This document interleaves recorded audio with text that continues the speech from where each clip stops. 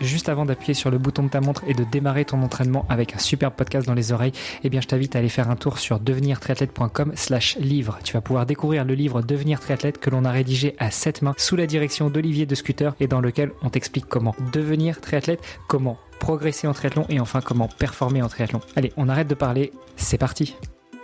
Salut les sportifs, c'est Armano et je suis très heureux de vous recevoir pour un nouvel épisode du podcast Devenir triathlète. Aujourd'hui, on va parler avec un triathlète pro d'un sacré niveau, mais pas que d'un point de vue sportif. Aussi, on en parlait justement en off, d'un point de vue études, qu'il a un peu laissé de côté pour l'instant. Mais bon, les études, c'est comme le vélo, ça s'oublie jamais. Hein. Enfin bref, je suis très heureux de tendre le micro à Victor Lemasson. Salut Victor. Salut Armano, ça roule?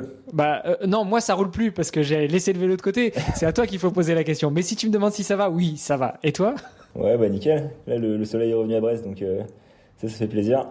Ouais, c'est ce qu'on en disait en off. Je comprends mieux où est parti mon soleil qui moi était à Castres. Bah, il y est plus. Donc maintenant, je sais, il est remonté vers Brest, c'est ça? Ouais. J'espère qu'il va y rester. Non, faut partager, faut être dans le partage. Il faut pas hésiter à en envoyer. Et puis à Brest, vous en avez déjà assez avec une journée de temps en temps, non? Bon allez, j'arrête mes bêtises. C'était pour détendre un peu l'atmosphère parce que on a fait 10 minutes en off. Tu te détendais au fur et à mesure. Là, depuis qu'on a dit qu'on enregistrait, je te sens un peu tendu, là, un peu serré, non? Mais c'est vrai que c'est le fait d'avoir mis les écouteurs et de moins bien m'entendre, tu vois. Bah, si tu veux, tu mets juste un écouteur, hein, tu t'entendras bien aussi. Ouais, c'est vrai. Ouais, c'est pas bête. On peut faire comme ça. Ouais. Et t'as vu, j'ai pas fait d'études d'ingé, mais j'essaye d'être. Ouais, mais du coup, moi, je t'entends moins bien. Mais vas-y, on va quand même essayer de. Ça va. On va essayer comme ça va le faire. Et d'ailleurs, c'est marrant parce que quand t'es parti, tu vois, moi, je pensais que la phrase que tu disais au début, c'était un truc que t'enregistrais et que tu mettais au début tout le temps, tu vois. Je sais pas que tu le disais à chaque fois. Parce que pour toi, j'ai l'impression que c'est toujours la même. T'arrives toujours à avoir la même intonation à chaque fois, quoi. Ouais, bah écoute, c'est une question d'habitude. Hein. On en est à 380 épisodes, donc au bout d'un moment, tu finis par avoir l'habitude. Et pour te mettre totalement dans la confidence et même mettre nos auditeurs dans la confidence, j'ai repris la publication d'un autre podcast qui s'appelle Dans les vestiaires. Et de temps en temps, je m'en mêle les pinceaux. Dans un podcast, je dis bienvenue dans l'autre. Enfin bref, ça devient du n'importe quoi. Donc de temps en temps, je refais les enregistrements. Mais effectivement, c'est une question d'habitude. Victor, on est là pour parler de toi, de ta vie de sportif, de ta carrière et de tout ce qui tourne autour. Ce que je te propose, c'est déjà commencer par une question très simple. Dis-nous tout, qui est Victor Lemasson? Alors, est-ce que c'est si simple que ça comme question? Non, je pense que pour me présenter, ce que je dirais, c'est que j'ai deux activités en ce moment. J'ai une activité qui me permet quand on me dit qu'est-ce que tu fais dans la vie, en fait, il y a deux réponses, quoi. Il y a la réponse comment est-ce que je gagne ma vie. Donc là, la réponse, c'est que je donne des cours particuliers de maths et de physique et je fais aussi des calls en prépa à Brest. Et à la question plus, c'est quoi le but de ta vie? Bon, je dirais pour l'instant, c'est de faire du triathlon au plus haut niveau possible. Et puis c'est vraiment sur ça que je mets le principal de mon énergie depuis quelques années maintenant. Sinon, par rapport à mon parcours, je viens de Brest. J'ai fait un parcours classique avec bac S, prépa maths sup maths spé, après école d'ingénieur, puis une école de commerce derrière, et puis ensuite ensuite petit à petit je me suis mis au triathlon. On aura peut-être l'occasion d'y revenir dans tes questions. Ouais, on va y revenir. Je me permets de te couper. Voilà. Non, ce n'est pas un parcours classique, hein. Que ce soit d'un point de vue étudiant, mais aussi d'un point de vue sportif. J'aime bien que on remette un peu les pieds sur terre. Ça peut te sembler classique, effectivement, bac général, bac S, prépa, école de commerce ou école d'ingé, et puis après l'un à l'autre. Il y a de plus en plus d'ailleurs de XHEC, HECX, Centrale HEC et autres. Mais non, ce n'est pas classique. Tu fais partie de l'élite, même au niveau des études, Victor. Tu vas nous expliquer pourquoi tout ça? Ouais, c'est vrai. Mais après, en fait, tu vois, je trouve que t'as toujours tendance à te comparer aux gens qui sont meilleurs que toi. Enfin, en tout cas, moi, c'est un peu souvent ce que je ressens. Tu vois, par exemple, tu vois, donc j'ai fait Centrale Lyon comme école d'ingénieur. Donc c'est très bien. Tu vois, objectivement, c'est une des meilleures écoles de France. Mais forcément, tu vois, je connais aussi des gens qui ont fait l'X, qui ont fait donc X, c'est Polytechnique, pour ceux qui connaissent pas, c'est pareil, c'est la meilleure école d'ingénieur en France, X. Ouais, c'est ça, voilà. Après, t'as aussi une école t'as aussi ENS Ulm. Là, c'est plus orienté recherche, on va dire, mais c'est un niveau après similaire à l'X, ouais. Et voilà, mais tout ça pour dire que bon, c'est vrai que c'est vrai qu'en fait, tu te compares toujours à des gens meilleurs que toi. Donc, c'est pas en triathlon, tu vois. Moi, je me compare à des gens qui sont meilleurs que moi. Et du coup, c'est vrai que j'ai du mal. Enfin, quand on me demande, ouais, est-ce que t'es fort en triathlon? Bah, j'en sais rien. En fait, tout est relatif, quoi. Ouais, bon, alors après, je pense qu'il y a certains marqueurs que tu peux avoir dans le sport que t'as pas forcément dans les études. Ok, tu peux faire une grande école, mais ça veut pas dire que tu vas être, je sais pas, allez, soyons fous, président de la République juste parce que t'as fait une grande école, que ce soit une école d'ingé, une école de commerce ou autre. Il faut d'autres compétences. Dans le sport, déjà, tu passes pas forcément par une école pour exceller dans le sport. Il faut un talent, il faut du travail, et on en reparlera. Mais t'as quand même un juge de paix. C'est les résultats. Je veux dire. Si on prend du côté français, Sam Ledlow, il est champion du monde. Et s'il se compare, il peut peut-être se comparer à un Fred Van Lierde, il peut peut-être se comparer à d'autres qui sont 2 fois, 3 fois, 4 fois, 5 fois champion du monde à l'Ironman d'Hawaï. Ok, mais ça n'empêche qu'il est champion du monde. Et ça, Ouais, voilà, t'as quand même des moyens de te comparer, en tout cas dans le sport, qui sont, je trouve, un petit peu plus factuels que parfois dans les études ou dans le travail. ouais, c'est vrai. Non, c'est vrai, mais c'est par rapport au fait de dire qu'est-ce qui est bien ou pas bien, quoi. En fait, enfin, tu vois, chacun à son échelle, quoi, je trouve, et au final, ouais. Tu sais, c'est comme habiter en Bretagne ou habiter sur la Côte d'Azur. Hein. T'en as qui vont préférer l'un plutôt que l'autre. Hein. T'en as qui aiment la flotte et t'en as qui aiment le soleil. Ouais, c'est vrai. Bon, non mais trêve de plaisanterie. Donc, Victor Lemasson, d'un côté, tu fais des entre guillemets petits boulots, tu donnes des cours, tu donnes des cours particuliers, tu fais des cols en prépa, c'est-à-dire que tu fais travailler les étudiants pour ceux qui connaissent pas. Et puis d'un autre côté, ce qui t'anime, ce qui te fait vivre. Pas forcément de façon pécuniaire, mais ce qui t'anime, ce qui te fait vivre intérieurement, c'est le triathlon. Tu peux nous parler un petit peu de toi, le jeune Victor, le Victor sportif, s'il en était quand tu étais plus jeune? Ouais, alors, bah, moi, on va dire que mon histoire avec le sport, c'est, tu vois, j'ai commencé à faire du judo quand j'avais 5 ans.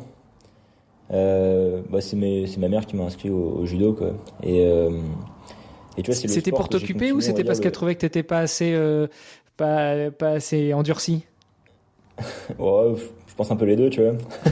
Non, mais je pense qu'il y avait aussi un côté, je pense qu'elle voulait que je fasse du sport, tu vois, pour que je sois en bonne santé, et puis aussi parce que je pense qu'elle voulait, enfin, il y a aussi une histoire de discipline un peu, quoi, je pense qu'elle voulait que je connaisse le goût de l'effort.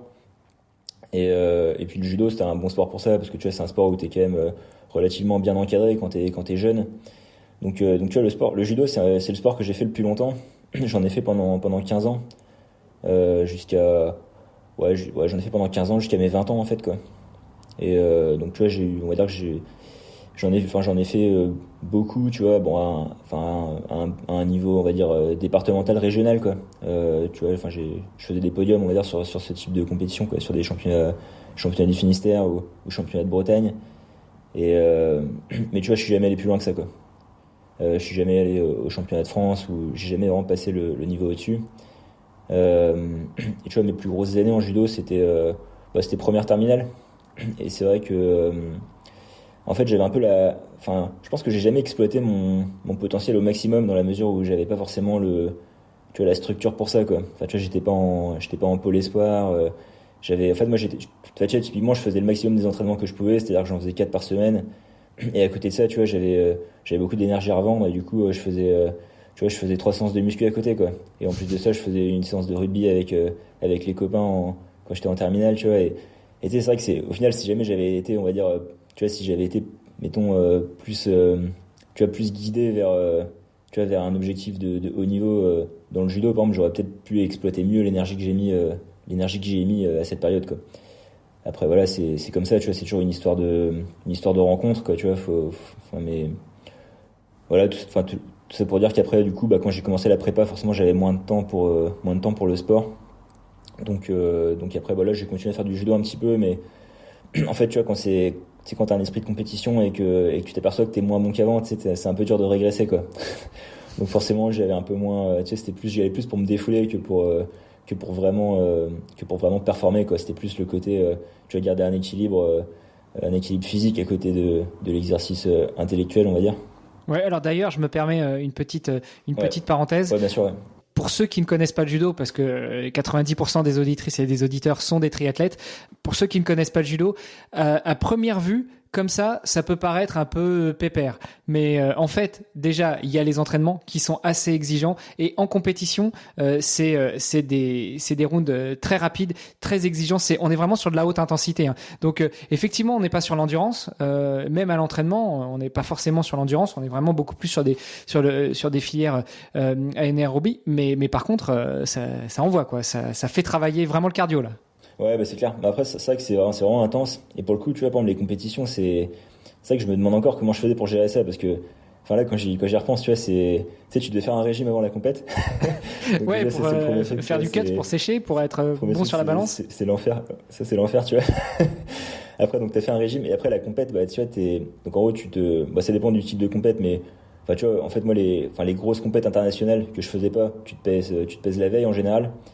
Et les compètes que je faisais moi, tu te pèses le jour de la compète, quoi. Donc c'est à dire que, enfin, t'arrives le matin, t'as le régime, tu montes sur la balance et tu vois, t'as fait ton régime. Bah, tu sais, à l'époque, j'étais jeune, donc tu vois, je perdais pas non plus 10 kilos, mais tu vois, tu perdais 2-3 kilos, tu sais, c'était quand même assez, surtout que moi je faisais ça n'importe comment, tu vois, genre, c'était, tu vois, à l'époque, je faisais, je sais pas, mettons 76 kilos, je devais passer en moins de 73. Bah, tu vois, c'est les 3 jours avant, je vais pas bouffer, et puis, enfin, c'était n'importe quoi, en fait, quoi. Ouais, super, bravo pour le corps, quoi. Mais... Alors là, l'équilibre et tout, nickel. Mais du coup, tu vois, souvent, bah, du coup, je passais la balance. Souvent, je la passais même avec 400 grammes de marche, tu vois, donc je me dis, putain, je suis con, j'aurais pu faire un peu moins. J'aurais pu manger hier soir. Sur le régime, tu vois. Et, ouais, et puis après, tu combats, et en fait, tu sais, les combats, du coup, c'est des combats de, bon, après, les règles, elles changent pas mal d'année en année, tu vois. Enfin, moi, à l'époque où je faisais, je crois que c'était 5 minutes. Et enfin c'est 5 minutes. Après, bah, si tu mets hippon avant, bah, le combat peut durer moins longtemps que ça, quoi. Mais du coup c'est des combats de 5 minutes et tu vois, c'est hyper intense sur le cardio. Et après c'est aussi vachement complet sur le plan musculaire, hein. T'as à la fois à la fin du combat, t'as à la fois surtout les avant-bras, t'as les avant-bras un peu éclatés, mais même sur les jambes et tout, ça tire bien. Et tu vois, en fait, les combats, t'en fais 5 dans la journée. Enfin, souvent, tu vois, pour gagner une compète, faut en faire 5 ou 6 en général, quoi. Parce que c'est un tableau à élimination directe. T'as aussi des repêchages, mais tu vois, pour arriver en haut du tableau, en général, ouais, t'as 5 ou 6 combats, quoi. Et tu vois, les combats, ils sont souvent espacés ouais, on va dire tu vois, 20-30 minutes, quoi. Donc souvent, tu fais 5 minutes, t'as 30 minutes de pause, tu refais 5 minutes à fond. Et tu vois, c'est vraiment toute une journée pendant laquelle tu dois à la fois te maintenir chaud, être sur des grosses intensités pendant 5 minutes. Et c'est vrai qu'à la fin, t'es rincé, quoi. Ah ouais, j'imagine. Et c'est vrai qu'aujourd'hui, je préfère faire un half où je me dis, par exemple, voilà, pendant 4 heures, t'es à fond et après, c'est fini, quoi. Et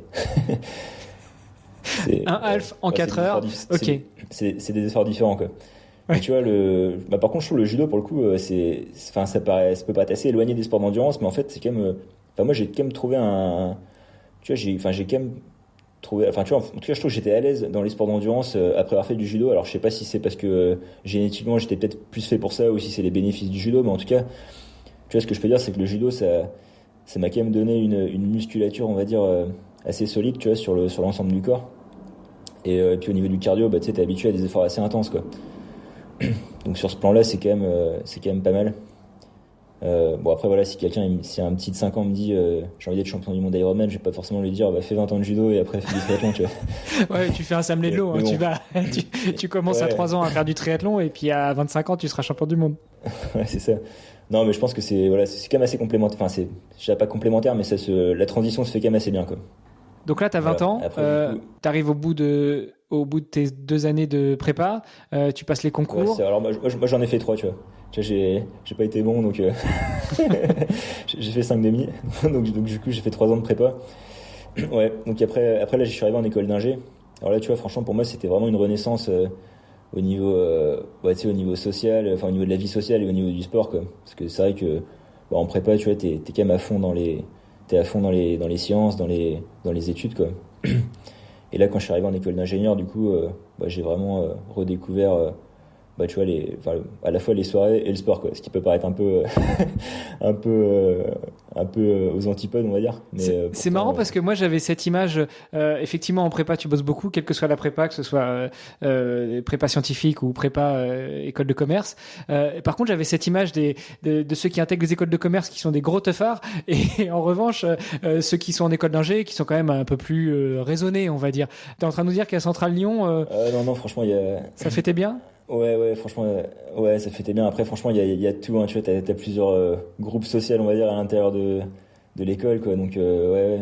Moi, globalement, tu vois, j'étais quand même plutôt dans le groupe des gens qui faisaient la fête, quoi. Mais ouais, donc tu vois, tu vois, c'était à la fois, je faisais beaucoup de sport et je faisais aussi beaucoup la fête. Donc après, bon, tu sais, j'étais jeune, hein, donc franchement, sur le plan physique, on va dire, ça tenait. Je pense qu'aujourd'hui, je pourrais plus du tout avoir le même rythme, quoi. Tu vois, je pourrais pas du tout faire 2-3 soirées par semaine. Tu vois, je pourrais plus du tout le faire, quoi. Mais ouais, du coup, quand j'étais en école d'ingé, ce que je faisais comme sport, c'était beaucoup de rugby. Je faisais du rugby et puis après, en dernière année d'école d'ingé, je me suis remis un peu au judo, quoi. Du coup, j'étais en club à Lyon. Et en fait, ce qui s'est passé, c'est que, tu vois, c'était en 2014 ou 2015, je sais plus. 2014 ou 2015, je me suis, tu vois, sur une compète de judo, je me suis arraché l'épaule. Et tu vois, j'ai eu un arrachement ligamentaire dans l'épaule, en fait. Enfin, j'ai eu ce qu'on appelle une liaison de Bankart, en fait. En gros, c'est mon numérus qui s'est déboîté de mon omoplate avec du cartilage qui était un peu arraché. Et du coup, en fait, mon épaule, elle était plus du tout bien retenue. Et en fait, tu sais, je continuais un peu le judo et le rugby, mais tout, genre, ça m'arrivait hyper souvent de me déboîter l'épaule, quoi. Et genre, mais littéralement, tu vois, sur les 2 années qui ont suivi, je me suis déboîté l'épaule, genre 8 fois, quoi, tu vois. Je sais pas si tu as connu L'Arme Fatale, ce film avec Mel Gibson et Glover, c'est 2 policiers. Et justement, Mel Gibson, lui, il a une particularité, c'est qu'il se déboîte toujours l'épaule. Et notamment, ça lui permet souvent de sortir de situations un peu inextricables. Donc, je t'imagine bien, tu sais, là, à l'entraînement, puis allez hop, et là, tu vas te taper contre un mur pour te remettre l'épaule. Alors, ouais, non, j'ai pas la référence, mais c'est vrai que des fois, ça m'arrive, tu vois, l'épaule, elle part, et bah, après. Bon, ça va, t'es pas obligé de dire que t'as 20 ans de moins que moi non plus, hein. Je t'en remercie. Non, mais bah, pour le coup, tu vois, quand je la remettais, je repartais pas après, tu vois, parce qu'en fait, tu la remets. Après, tu vois, j'avais l'épaule un peu en vrac pendant 2-3 jours, quoi. Mais du coup, c'était fin de l'entraînement quand ça se déboîtait. Mais bon, tout ça pour dire qu'en gros, voilà, donc depuis que j'ai eu cette blessure à l'épaule, bah, c'est là que je me suis mis au sport d'endurance, en fait. Parce que du coup, tu vois, assez rapidement, j'ai compris que le judo et le rugby, c'était compliqué. Et du coup, bah là, je me suis mis tu vois, à l'époque, je faisais déjà un peu de course à pied, mais plus vraiment, tu sais, j'en faisais un peu pour faire mon petit footing, pour compléter ce que je faisais en judo et en rugby, quoi. Mais vraiment, c'était, tu vois, ouais, c'est la course à pied de boxeur. Ouais, c'est ça, voilà, exactement, tu vois. C'était vraiment, tu sais, genre, je faisais 12 bornes, d'un coup, une fois toutes les 2 semaines. et je trouvais ça normal, tu vois.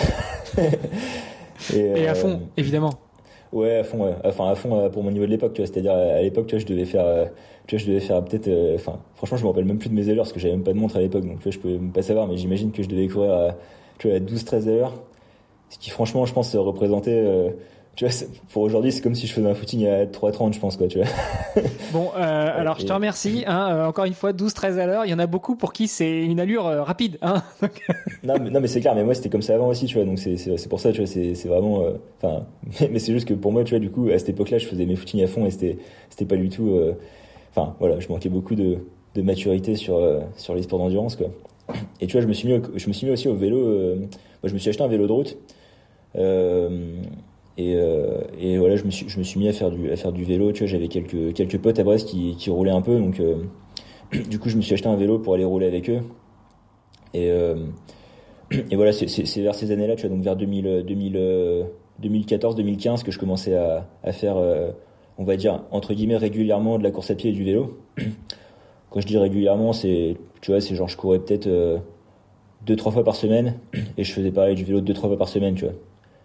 Mais à côté de ça, tu vois, je faisais toujours un peu d'autres sports comme, tu vois, je faisais beaucoup de kayak, je faisais aussi un peu de muscu, tu vois, enfin, je faisais un peu de surf, enfin, tu vois, je faisais des sports comme ça, j'étais un peu touche à tout, mais je commençais à avoir une petite base de sport d'endurance qui commençait à se mettre en place.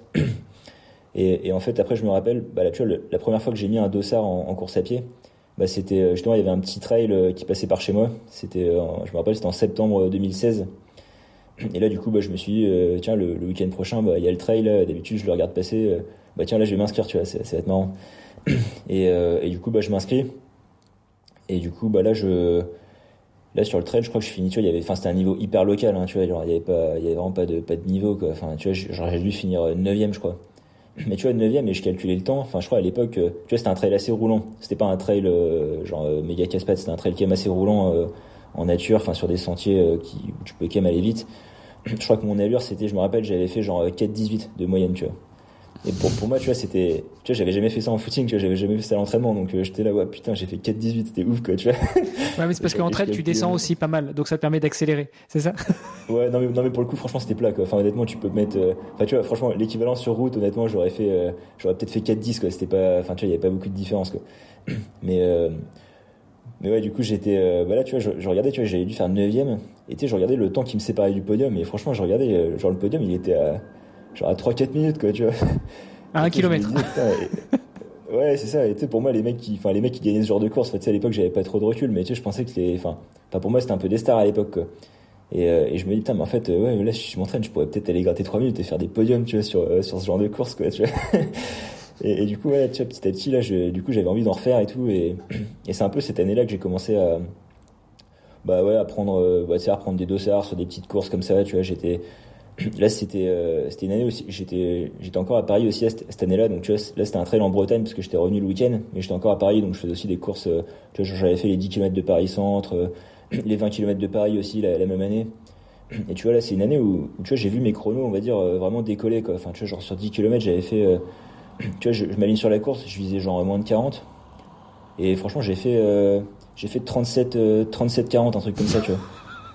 Non, non, même, ouais, non, même plus que ça, je crois que j'ai fait même 36-40, je sais plus. Ouais, j'ai plus le temps exact, mais autour de 37 en gros, quoi, tu vois. Et tu vois, genre, alors que je partais en me disant, je vais essayer de faire moins de 40, quoi, tu vois. Enfin, c'est genre le chrono qui reflète pas du tout ce que je visais, quoi.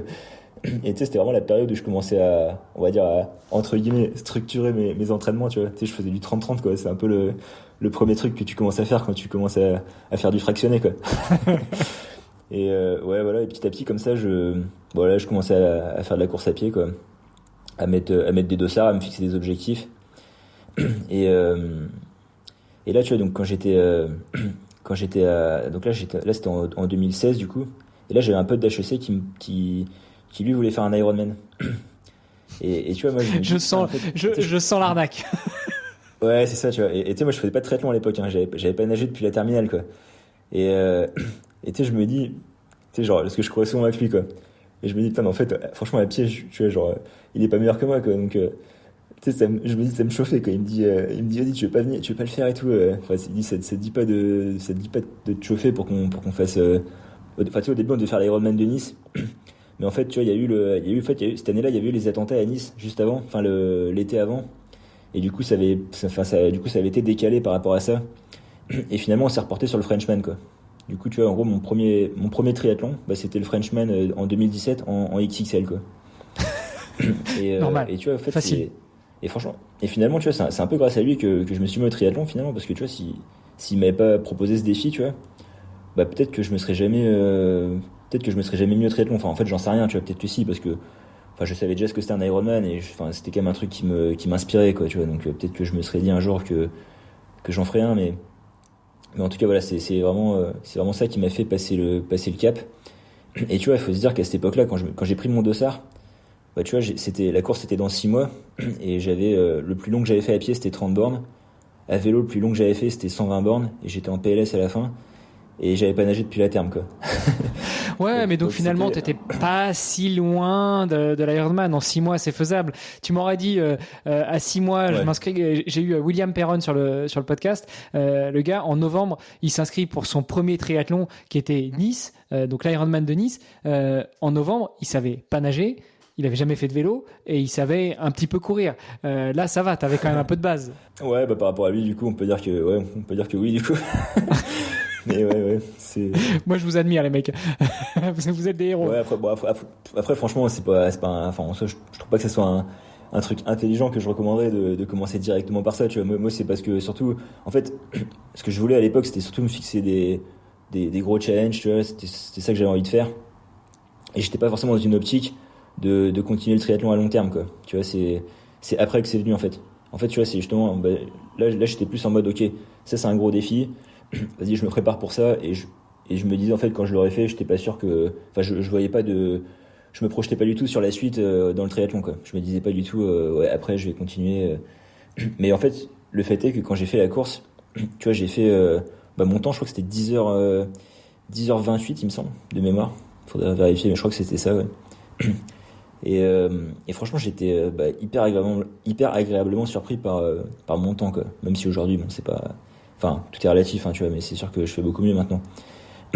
Mais tu vois, en fait, après la course, déjà après la course, j'étais complètement détruit. Enfin, tu vois, genre, franchement, surtout je trouve quand tu fais le premier et que t'es pas, enfin, tu sais, j'avais pas du tout le volume d'entraînement que j'ai maintenant, quoi. Donc franchement, je pense que j'ai boité pendant 10 jours, quoi, tu vois. Enfin, j'avais les quadriceps tétanisés, tu vois. C'était un peu l'enfer au niveau de la récupération, on va dire les 2 semaines après, tu vois. Après, ça allait quand même. Mais tu vois, en analysant les chronos, tu sais, je me dis, je peux pas rester là. Il y a trop de trucs à améliorer, quoi. Je me dis, putain, là, je pourrais faire, tu sais, en natation, je pourrais gagner tant de temps, en vélo pareil, en course à pied pareil. Et du coup, là, j'ai chopé le virus, en fait, quoi. Tu sais, je me suis dit, allez, faut que je refasse un, quoi. Et après, le suivant, celui que j'ai fait après, c'était l'Ironman de Vichy en 2018. Donc là, c'était en août 2018. Donc là, pour le coup, c'était 1 an après, donc je me suis quand même bien préparé. Là, pour le coup, j'étais, voilà, tu vois, je pense que les 6 mois avant, j'avais peut-être un volume moyen. Franchement, je pourrais regarder sur Strava, hein, mais de mémoire, je dirais comme ça autour de allez, peut-être 15 heures, peut-être 10-15 heures par semaine, quoi, tu vois. Donc ça commençait quand même à être un volume, on va dire, un volume solide, on va dire, un volume qui permet quand même de faire une perf que tu maîtrises, quoi, tu sais, où tu finis pas complètement éclaté, tu vois, où tu peux faire un marathon sans marcher, quoi. Et si tu veux, à Vichy, là, j'ai fait, je crois, mon temps, c'était 9h02, un truc comme ça, quoi. Et pour le coup, j'étais vraiment hyper surpris par ce temps-là, quoi. Tu vois, genre, j'ai gagné 1h30 en 1 an, quoi. Et là, c'était un peu le déclic en me disant, ouais, là, j'ai vraiment envie d'en faire à fond, quoi. Là, faut que je fasse quelque chose. Et c'est là que j'ai commencé vraiment à organiser on va dire, mon emploi du temps et puis mon job, du coup, pour pouvoir vraiment m'investir à fond dans le triathlon, quoi. Ça s'est fait vite, quoi, en 1 an et demi, finalement? Ouais. Enfin, vite et pas si vite que ça, quoi. En gros, en 2 ans, tu découvres le triathlon. Enfin, tu t'engages sur un triathlon, tu t'entraînes, tu découvres, t'en fais un deuxième, et là tu te dis bingo. Ouais, c'est ça. Ouais. 1 heure et demie en 1 an de préparation. Dans 5 ans, je passe en dessous des 8 heures. Ouais, bon après je sais pas si je me disais ça, tu vois, mais en plus franchement à cette époque, tu vois, on dirait pas, mais le niveau, tu vois, rien quand là c'était en 2018, mais tu vois, genre si tu regardes en 2018, ce 8 ça restait quand même une perf vraiment exceptionnelle, hein. Et tu vois, franchement, rien que 6 ans après, là tu regardes ce 8, ça devient assez classique, quoi. Enfin, ça a vraiment évolué de fou, quoi. Et parce qu'en fait, du coup sur l'Ironman de Vichy, donc tu vois, je fais 9h02, je finis, tu vois, à cette époque-là, je pensais pas trop à Hawaï, hein, parce que tu vois, je me disais que j'étais quand même, je me disais bon, on sait jamais, tu vois, sur un coup de chance ça peut passer, mais en fait, je suis passé 4ème de ma KT. Enfin, j'ai fini 4ème de ma KT et j'étais à 50 secondes du 3ème qui a eu le slot. et du coup, tu vois, j'avais loupé le slot à 50 secondes, quoi. Ah, ça tue, ça. Ouais, du coup, c'est vrai que du coup, j'étais un peu deg. Et enfin, deg. Non, mais en même temps, j'étais quand même super content de ma perf, mais je me disais quand même, je suis un peu deg. Surtout qu'en plus, tu vois, le mec qui fait 3ème, tu vois, il me double à la fin du marathon. C'était un Allemand, et tu sais, il avait un pote à vélo avec lui, quoi, qui lui donnait le temps en direct, et qui lui disait, ouais, le mec, il est juste devant toi, tu vois. Tu sais, normalement, t'as pas le droit d'être accompagné par un mec en vélo, quoi. Et tu vois, psychologiquement, c'est quand même une aide, qui est pas négligeable. Donc, tu vois, j'avais un peu l'impression, bon, après, franchement, c'était à moi d'être meilleur, hein, tu vois. Mais j'avais quand même l'impression de m'être un peu, entre guillemets, fait voler mon slot, quoi, tu vois. Ouais, j'imagine. Non, mais du coup, enfin, après bon, c'est la vie, hein, tu vois. Je veux dire, pas de regret particulier, quoi. Aucune rancune envers ce gars. D'ailleurs, je sais pas comment il s'appelle, donc. Bon, on peut le retrouver, hein, t'inquiète, hein, je peux aller chercher. C'est vrai que je peux le retrouver. Ouais. Là, j'étais en train de regarder ton résultat French Mile, 10h28. Hein, tu fais quand même 8ème de ta catégorie, hein, pour ton premier triathlon. Ouais, ok, ouais, c'est possible. C'est vrai que pour moi, c'était une belle perf. J'étais très content de ce résultat-là à l'époque. Mais ouais, du coup, après Vichy, donc là, pour le coup, tu vois, je m'étais vraiment mis, ok, maintenant, l'objectif, tu vois, c'est vraiment de me qualifier à Hawaï, quoi. Tu vois, c'était ça l'objectif. Me qualifier donc dans ma catégorie, à l'époque, c'était 25-29. Et du coup, là, je me suis vraiment fixé cet objectif-là, parce que du coup, là, je savais du coup maintenant que c'était faisable, quoi. Et du coup, en 2019, du coup, j'ai fait plusieurs Ironman. J'ai fait aussi des halfs en préparation, tu vois, mais moi je considère que mes objectifs principaux c'est quand même les fulls, tu vois, et les halfs je les prends plus en préparation. Mais du coup après je me suis quand même qualifié aussi je me suis qualifié à Nice en half, tu vois, sur les mondiaux de Nice là, qui avaient lieu en 2019. Du coup, celui-là, je l'avais fait aussi. Mais j'avais pas fait une bonne perf d'ailleurs. Mais sinon, pour rester sur les foules, j'avais fait Cork, c'était en juin 2019. Franchement, ça c'était la course, mais franchement, c'est la course la plus épique de ma vie, quoi. Il a plu, mais du début à la fin. Je crois que j'ai jamais vu un jour. Et je crois que j'ai regardé sur les, tu vois, apparemment, c'était le jour de l'année 2019 où il y a eu le plus de pluie de toute l'année à Cork. Et ça tombait le jour de l'Ironman, quoi. Mais tu vois, j'ai jamais vu ça. Il s'est pas passé. J'ai pas vu le soleil une seule fois de la journée. Mais non seulement j'ai pas vu le soleil une seule fois, mais pourtant pour un Breton, tu devrais être habitué. Non, non, j'arrête avec ça. Il faudrait que je te montre la fenêtre là, parce que là c'est grand soleil ici, là, c'est trop bien. Non, excuse-moi, je t'ai coupé. Je voulais t'embêter, je voulais taquiner. Non, t'inquiète. Mais tu vois, ouais, non seulement j'ai pas vu le soleil, mais en plus, tu vois, il s'est pas passé une seule minute sans qu'il y ait une goutte de pluie qui tombe, quoi. Tu vois, c'est-à-dire que il a plu non-stop pendant toute la journée, quoi. Donc, et franchement, la course, elle était épique parce que c'était vraiment une vraie course de guerrier pour le coup, tu vois. Et tu vois, du coup, il y a pas eu de natte, la natte était annulée puisque la mer était un peu démontée. Du coup, on est parti. Parce que comme il pleuvait, il fallait pas que vous soyez mouillé avant de vous mettre dans l'eau, c'est ça? Ouais, c'est ça, ouais. Non, mais pour le coup, je pense que niveau sécurité, en vrai, c'était un peu moyen, quoi. Enfin, tu sais, déjà qu'il y a eu déjà cette année, il y a eu des morts, là, à Cork.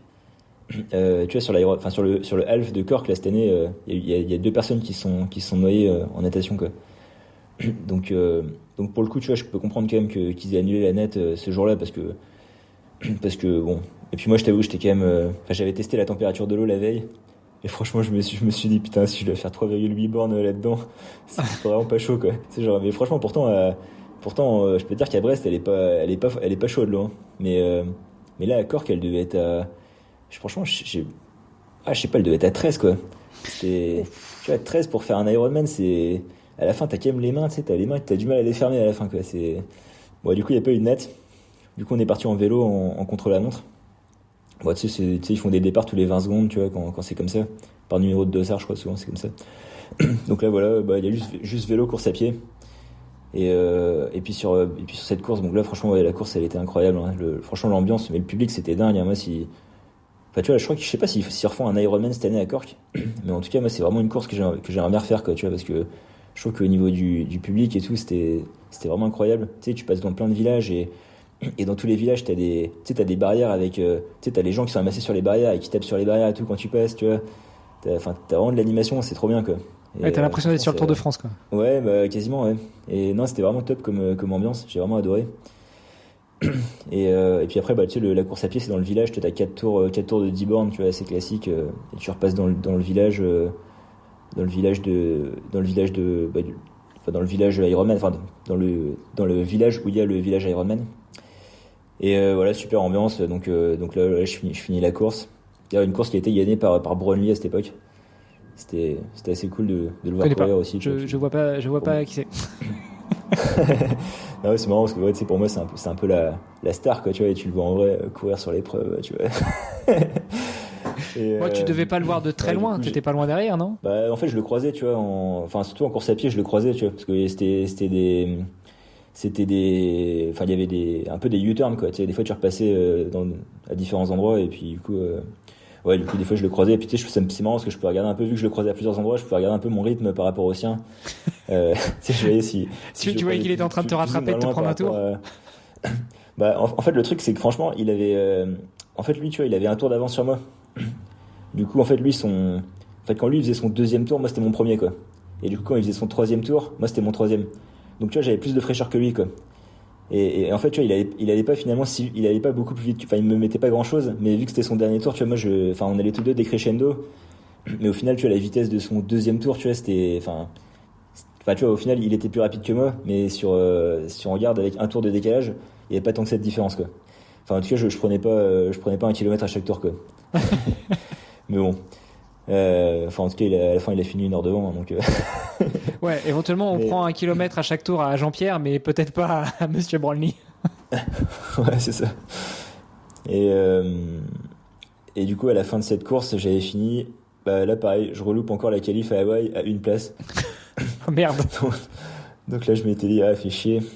Et du coup, je me suis dit, du coup, je me suis réinscrit sur un autre Ironman en fin de saison. C'était l'Ironman Italie, donc à Emilia-Romagna. Et Cervia. Ouais, c'est ça, ouais, exactement. Et cette course, tu vois, là, pour moi, c'était vraiment une course où j'étais vraiment super fort. Moi. Tu vois, en fait, c'est marrant parce que c'était 2 semaines après le half de Nice, donc tu sais, les championnats du monde de half à Nice, sur lequel j'ai vraiment fait une perf pas terrible du tout. Tu vois, je suis vraiment passé à côté de cette course à Nice. Mais tu vois, 2 semaines après, à Cervia, j'étais vraiment en forme. Et tu vois, j'ai fait, sur les Romaines, j'ai fait 8h39. Et j'étais... Ah oui, et pour l'anecdote, j'avais plus de batterie dans mon dérailleur de vélo, quoi. Je sais pas ce qui s'est passé. Je l'ai rechargé la veille. Et en fait, tu vois, quand je sors de l'eau, je prends mon vélo, et le dérailleur marche plus, quoi. Les vitesses passent plus. Et du coup, j'ai tout fait sur j'ai tout fait en fixie, quoi. Bravo. Mais franchement, j'ai vraiment eu de la chance parce qu'en fait, j'étais vraiment sur le bon plateau. Enfin, tu vois, je crois le développement, je devais être sur le 53-14 quand j'ai posé le vélo au parc. Ça a pas bougé. Et tu vois, je pense que s'il fallait choisir un seul développement pour faire toute la course, c'était celui-là. La course était quasiment plate. Il y avait juste une bosse. Donc en fait, t'avais une bosse à faire 2 fois parce qu'il y avait 2 tours. Mais sinon, c'était quasiment que du plat. Donc franchement, dans mon malheur, j'ai quand même eu de la chance. La bosse, j'ai quand même perdu un peu de temps sur la bosse parce que tu sais, la bosse, je l'ai fait il y a un moment, j'ai dû poser le vélo et pousser le vélo en fait sur la fin de la bosse parce qu'il y avait quand même des pourcentages. Il y a un moment, t'avais un petit 5-10% quand même à la fin, donc ça passait plus, tu vois, même en force, ça passait plus. mais ouais, sinon, franchement, j'ai quand même eu de la chance dans mon malheur. Donc au final, j'ai quand même réussi à faire un vélo qui était, on va dire, plus que correct au vu des circonstances. Et après, à pied, j'ai vraiment fait un bon marathon. Je sais plus quel temps j'ai fait d'ailleurs, mais je sais pas, comme ça, peut-être 2h53, peut-être un truc comme ça. Ouais, 2h53-40, t'as vu Ok, d'accord. Je check. Ouais, et du coup, à pied, tu vois, j'avais fait un bon marathon. Et en net, pareil, j'avais vraiment fait la meilleure net de ma vie à ce jour-là, quoi. Enfin, par rapport au niveau que j'avais à l'époque, j'ai vraiment fait une très bonne net. Et donc, au final, ouais, ça donnait un chrono de 8h39. Et ouais, donc vraiment un très très bon chrono. Et puis du coup, là, avec ça, je finis 2e de ma catégorie d'âge. Tu vois, je gagne même pas. Et c'était assez serré parce que devant, c'était de mémoire, je crois que je finis 3e groupe d'âge overall. Et je crois que je devais être à 2 minutes du premier, tu vois. Donc c'est vrai que tu sais, il y a toujours je me dis toujours que sans le problème du dérailleur, bon, on va pas refaire le monde, hein, mais. Voilà, on va pas refaire le monde, hein. Mais bon, voilà, et du coup, tu vois, là, du coup, j'ai ma qualif. Ouais, du coup. Et tu vois, là, il prenait que les 2 premiers, quoi. Il prenait que les 2 premiers sur un truc genre 170 dans la KT, quoi. Donc c'était quand même pas rien de faire ça, quoi. Et en plus, parce que le 3e, pour le coup, il était pas très loin derrière moi, quoi. Donc tu vois, tout était vraiment très serré, quoi. Tu vois, le premier était pas loin devant moi. Je crois que le premier de ma KT, il me semble qu'il me met genre 30 secondes, quoi. Et le 3e, il doit arriver de mémoire, je crois que c'était genre 3 minutes ou 2 minutes derrière, quoi. Donc tu vois, c'était vraiment aussi bien j'aurais pu gagner la KT, mais aussi bien j'aurais pu ne même pas j'aurais pu faire 3e et pas avoir la qualif, quoi, tu vois. Donc c'était le premier, a priori, il te met 25 secondes. Il te met même pas 30 secondes, il te met 25 secondes. 25, ah ouais, putain. Et le 3e, il est à 3 minutes derrière. Parce que ça, je le savais pas en course, tu vois, mais c'est vrai que si je l'avais su, bon. Si t'avais eu ton petit mec avec le vélo à côté à te dire le premier, il a 25 secondes. Non, mais c'est vrai que là, pour le coup, j'avais pas de. Enfin, il y avait ma sœur et une copine à ma sœur qui était là, mais je les voyais pas assez souvent. Enfin, je les voyais pas assez souvent pour qu'elles me donnent les repères temporels. Donc, je crois que j'avais dû avoir le chrono, peut-être les écarts. Genre, j'ai dû les avoir peut-être à 10 bornes de l'arrivée, tu vois. Mais du coup, je pense qu'en 10 bornes, il s'est passé pas mal de choses. Et clairement, quand je passais la ligne, je savais pas qu'il y avait un mec 27 secondes devant, quoi. Mais bon. Ouais, et puis en fait, quand t'es en groupe d'âge, c'est assez difficile aussi de savoir si le mec qui est devant, c'est dans le même groupe d'âge que toi. Enfin, c'est pas marqué sur ton dossard. Quand tu passes, enfin voilà, c'est compliqué d'avoir les écarts. Quand t'es en pro, et en fait, t'as pas d'histoire de groupe d'âge en pro. Donc, tu sais que t'en as 3 devant, tu sais que t'en as 3 à aller chercher. Mais quand t'es en groupe d'âge, c'est plus compliqué quand même. Ouais, c'est clair, ouais. Et ouais, tout ça pour dire que du coup, voilà, là j'avais enfin atteint mon objectif qui était de me qualifier à Hawaï. Tu vois, enfin pour le coup, c'était une fierté parce que tu vois, j'étais passé à 50 secondes à Vichy en 2018. À Cork, je passe à une place. Et là, tu vois, je l'ai enfin et franchement, c'était ric-rac. Enfin, c'était, tu vois, ça aurait pu. tout aurait pu mal tourner, quoi, tu vois, avec le dérailleur et tout. Ça aurait vraiment pu se passer différemment, quoi. Ouais, bah du coup là j'avais ma qualif pour Hawaï 2020 et en fait bah tu vois, il y a eu le Covid. Ouais. Du coup c'était pas en 2020, c'était pas en 2021 non plus. Et finalement ça m'a ramené à octobre 2022, tu vois. Donc voilà, après ouais, n'hésite pas à me relancer sur des questions, hein, si tu veux. Là je continue à dérouler jusqu'à Hawaï, mais si tu m'interromps, hein, si tu veux. Justement, j'allais te poser des questions parce que là, quand tu te qualifies, t'es amateur, t'es pas encore pro. Qu'est-ce qui fait qu'à un moment tu passes pro? En fait, bah, moi, tu vois, si tu veux, j'ai jamais fait de course pro encore. Parce qu'en fait, tu vois, dans mon projet, c'était du coup de faire Hawaï en amateur et après de passer pro ensuite. En gros, ce qui s'est passé, c'est qu'en 2020, du coup 2020, bon là c'était l'année Covid, donc année Covid, il n'y a pas eu de, il y a quasiment pas eu de course. Moi j'ai fait deux halfs cette année-là, tu vois. En plus c'était des halfs que j'ai même pas pu me préparer sérieusement parce que c'était à chaque fois, tu sais, tout était annulé au dernier moment, donc c'était en mode, là il y a un half qui a peut-être pas été annulé, hop je prends un dossard et au final, tu sais, si tu prends le dossard, c'est 4 semaines après, tu peux rien planifier, quoi. Donc c'était vraiment, j'ai fait deux halfs, mais on va dire, un peu à l'arrache, quoi. Et d'ailleurs c'est marrant parce que pour l'anecdote, voilà, l'anecdote rigolote, tu vois, il y a un des halfs que j'ai fait avec Sam Laidlaw, tu vois, et c'était le half de la Montagne Noire près de Carcassonne. Ok, bah pas très loin de chez moi. Et c'est marrant parce qu'à cette époque-là, tu vois, Sam il était vraiment pas connu, quoi. Enfin, tu sais, il avait déjà gagné le Berman, je crois. Tu vois, il était hyper jeune, hein, il devait avoir peut-être 20 ans à l'époque, quoi. Et tu vois, il était pas très connu, mais tu sais, il affichait direct ses ambitions, quoi. Bah, il venait juste de passer dans le podcast, hein, je pense, quand il a gagné. Ouais, c'est possible. Et tu vois, sur le podium, tu vois, il disait clairement, bah, moi, mon but, c'est d'être champion du monde d'Ironman, tu vois. Et je trouvais ça marrant parce que franchement, moi, quand il disait ça, je me disais, tu sais, ouais, il se la pète un peu, quoi, tu vois. Et, tu sais, il affiche ses ambitions alors que pour l'instant, il a pas encore prouvé grand chose, quoi. Et franchement, bah, maintenant, tu sais, je me dis, respect, quoi, tu sais, il a assumé ce qu'il a dit, quoi, tu vois, c'est assez, c'est assez inspirant, quoi, finalement, tu vois, il a posé ses ambitions, il l'a fait, quoi, donc franchement respect. Mais ça m'a fait rire à l'époque parce que tu sais, à l'époque je me disais, tu sais, je me dis ok, tu vois, le mec il dit ça sur le podium, ouais. Bah ouais, écoute, c'est le moment où t'aurais dû prendre son numéro en fait. Ouais, enfin moi j'étais pas sur le podium en tout cas. Sur cette course j'ai fait 5ème, j'étais assez loin derrière, je crois. Et je me rappelle, il faisait genre 40 degrés, tu vois, c'était un enfer cette course, quoi. Et tu sais, sur les ravitaillements, il filait, tu vois, enfin il y avait plein de mesures à la con avec le Covid, tu vois, genre je sais pas, enfin des fois des trucs que je comprenais pas trop, tu vois. Mais en gros les ravitaillements, il y avait que des bouteilles d'eau en plastique. T'avais pas de boissons ISO dans des gobelets parce que tu sais, pour le Covid, faut pas que les bénévoles touchent les boissons ou je sais pas, enfin tu vois, t'as plein de mesures comme ça, tu vois. Et du coup t'avais que de la flotte. Mais franchement, ça hydratait pas, quoi. Tu vois, t'avais une bouteille de flotte, il faisait 40 degrés, franchement, cette course, c'était horrible, quoi. J'ai vraiment été aussi content de franchir une ligne d'arrivée, tu vois. C'était un calvaire toute la course. Bah, et du coup, là, donc 2020, on laisse de côté parce qu'effectivement, c'est une année noire, un peu comme le triathlon de la montagne qui était noir. Et qu'est-ce qui t'amène, qu'est-ce qui t'amène sur 2021, 2022, la suite, licence pro, victoire, tout ça? Voilà, donc du coup, donc 2021.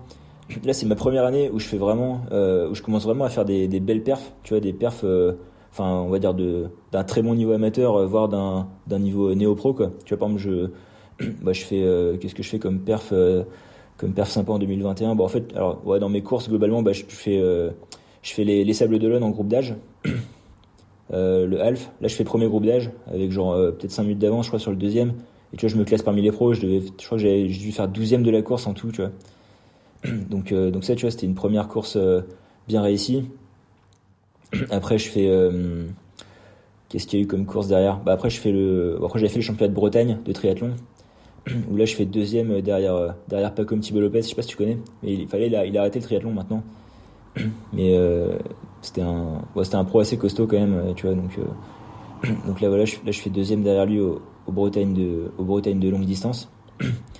Ensuite, qu'est-ce que je fais derrière? Après j'ai fait l'Ironman Pologne. Ah ouais, ça c'est une sacrée course aussi. Ironman Pologne, ça c'est une course où il y avait que des groupes d'âge, tu sais, c'est une course, c'était un full mais sans pro. où là j'ai fait deuxième de la course. Et ouais, franchement cette course elle était assez dingue aussi dans le scénario quoi. Ouais, tu vois, je fais une nette correcte, sans plus, tu vois, enfin à mon niveau, c'est-à-dire pas terrible. Après là je fais un très très gros vélo. Tu vois, je fais surtout un vélo qui est vraiment tu vois, un vélo en positive split quoi. Ce qui est assez rare en fait. Il y a la plupart des gens, enfin les gens en tout cas, il y a beaucoup de gens qui m'ont limite presque doublé au début et que j'ai redoublé à la fin, mais en tout cas, enfin, tu vois, j'en ai pas vu beaucoup sur la course qui avait plus de watts à la fin qu'au début quoi. Et moi si tu veux là, vers le kilomètre 150, bah tu sais, je vois la voiture de tête quoi. Je savais pas combien de temps j'étais sur la course, mais et du coup là je me dis putain mais je suis en tête de la course quoi. Tu vois, genre ça m'était jamais arrivé quoi, truc de fou quoi. Et là sur cette course du coup mais franchement en fait du coup je m'enflamme quoi. Tu sais, je me dis putain mais là il reste 30 bornes de vélo. Et là, tu vois, j'ai un peu fait le débutant, quoi. J'ai mis trop T'as de juste watts sur la oublié fin. qu'il y avait aussi un marathon derrière, quoi. Ouais, c'est ça, ouais. En fait, je m'étais dit, tu vois, franchement, tu vois, en fait, mon point fort, c'était la course à pied. Ça a toujours été la course à pied, mon point fort en triathlon. Et je m'étais dit, tu vois, si je pose le vélo et que j'ai de l'avance, enfin, là, il pourra rien m'arriver, quoi. Il y a personne personne va me mettre 10 minutes sur un marathon, quoi. Tu vois, c'est pas possible. Enfin, c'est ce que je croyais. Mais en plus, tu vois, là, tu sais, à la fin du vélo, faut imaginer, tu commences à rentrer dans la ville. Là, t'avais une autoroute qui était un peu, tu sais, qui était un peu bloquée. T'avais une portion d'autoroute et t'as les voitures qui circulaient sur l'autre côté de l'autoroute, quoi. Et tu sais, t'as l'autoroute pour toi, t'as le cortège des voitures roses et tout. Et tu sais, sur l'autre côté de l'autoroute, t'as les voitures, tu sais, qui avaient la portière baissée, t'as tout le monde qui tapait sur les portières et tout, tu sais, pour t'encourager et tout, quoi. Et t'es seul en tête à ce moment-là, tu vois, tu sais, ça galvanise tellement. Ah, ça quoi, doit être grisant. Mais ouais, carrément. Mais en fait, du coup, tu sais, je regardais même pas mes watts, mais je pense que j'ai fait n'importe quoi, tu vois. Et du coup, pendant cette fin de course, tu vois, les 30 derniers kilomètres, j'ai vraiment appuyé comme un, ouais, j'ai appuyé comme un boucher, mais tu vois, c'était trop, quoi. Au final, j'ai posé le vélo, bah, tu vois, j'avais 5 minutes d'avance. Donc, tu vois, en gros, j'ai mis 5 minutes en 30 kilomètres, quoi, sur les 30 derniers kilomètres, sur le deuxième, quoi. Et je crois que au semi-marathon, donc, tu vois, je commence le marathon assez fort. Arrivé au semi-marathon, il me semble que j'avais un truc comme 7 minutes d'avance, un truc comme ça, tu vois. Et tu vois, mais je me dis, là, il reste un semi à faire, 7 minutes d'avance. Tu vois, normalement, enfin, qu'est-ce qui peut m'arriver, quoi. Mais jamais personne ne rattrapera, je vole, là, c'est ça? Ouais, c'est ce que je croyais, ouais. Et en fait, franchement, au kilomètre 25, mais j'ai eu les crampes de l'espace, quoi. Enfin, j'avançais plus, quoi. Tu sais, j'étais vidé, mais vraiment, il me restait 15 bornes à faire. C'était l'enfer, quoi. Et je me suis fait rattraper, quoi. Et bon, ça va, tu sauves les meubles, tu fais quand même deuxième. Ouais, c'est clair. Mais tu vois, ouais, c'était dans la souffrance, hein. Parce que tu vois, à la fin, il y avait le troisième, il était pas très loin derrière. Et ouais, du coup, bah ouais, je finis deuxième. Je crois que le premier, du coup, au final, il me doit me mettre 3 minutes en tout. Le premier, tu vois, enfin, il a dû me mettre 3 minutes, du coup, sur les 15 derniers kilomètres. La belle remontada, du coup, le mec, il prend 10 minutes, quoi. Ouais, bah ouais. Non, bah, il a été solide, hein. Enfin, il a été consistant, tu vois. Il s'est pas démonté comme moi, quoi. Et puis, bah, félicitations à lui, hein.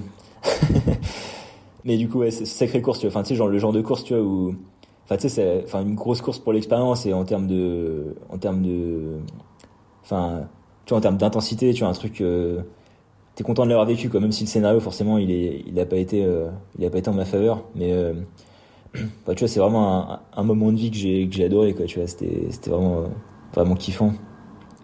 Donc voilà, Ironman Pologne. Ensuite, tu vois, ensuite j'ai fait Dinard, le L de Dinard. Donc là, tu vois, je le gagne. Je gagne la course. Ouais, c'était un half, on va dire, avec un niveau, bon, enfin, je dirais le niveau des meilleurs, c'était niveau semi-pro, on va dire, quoi, tu vois.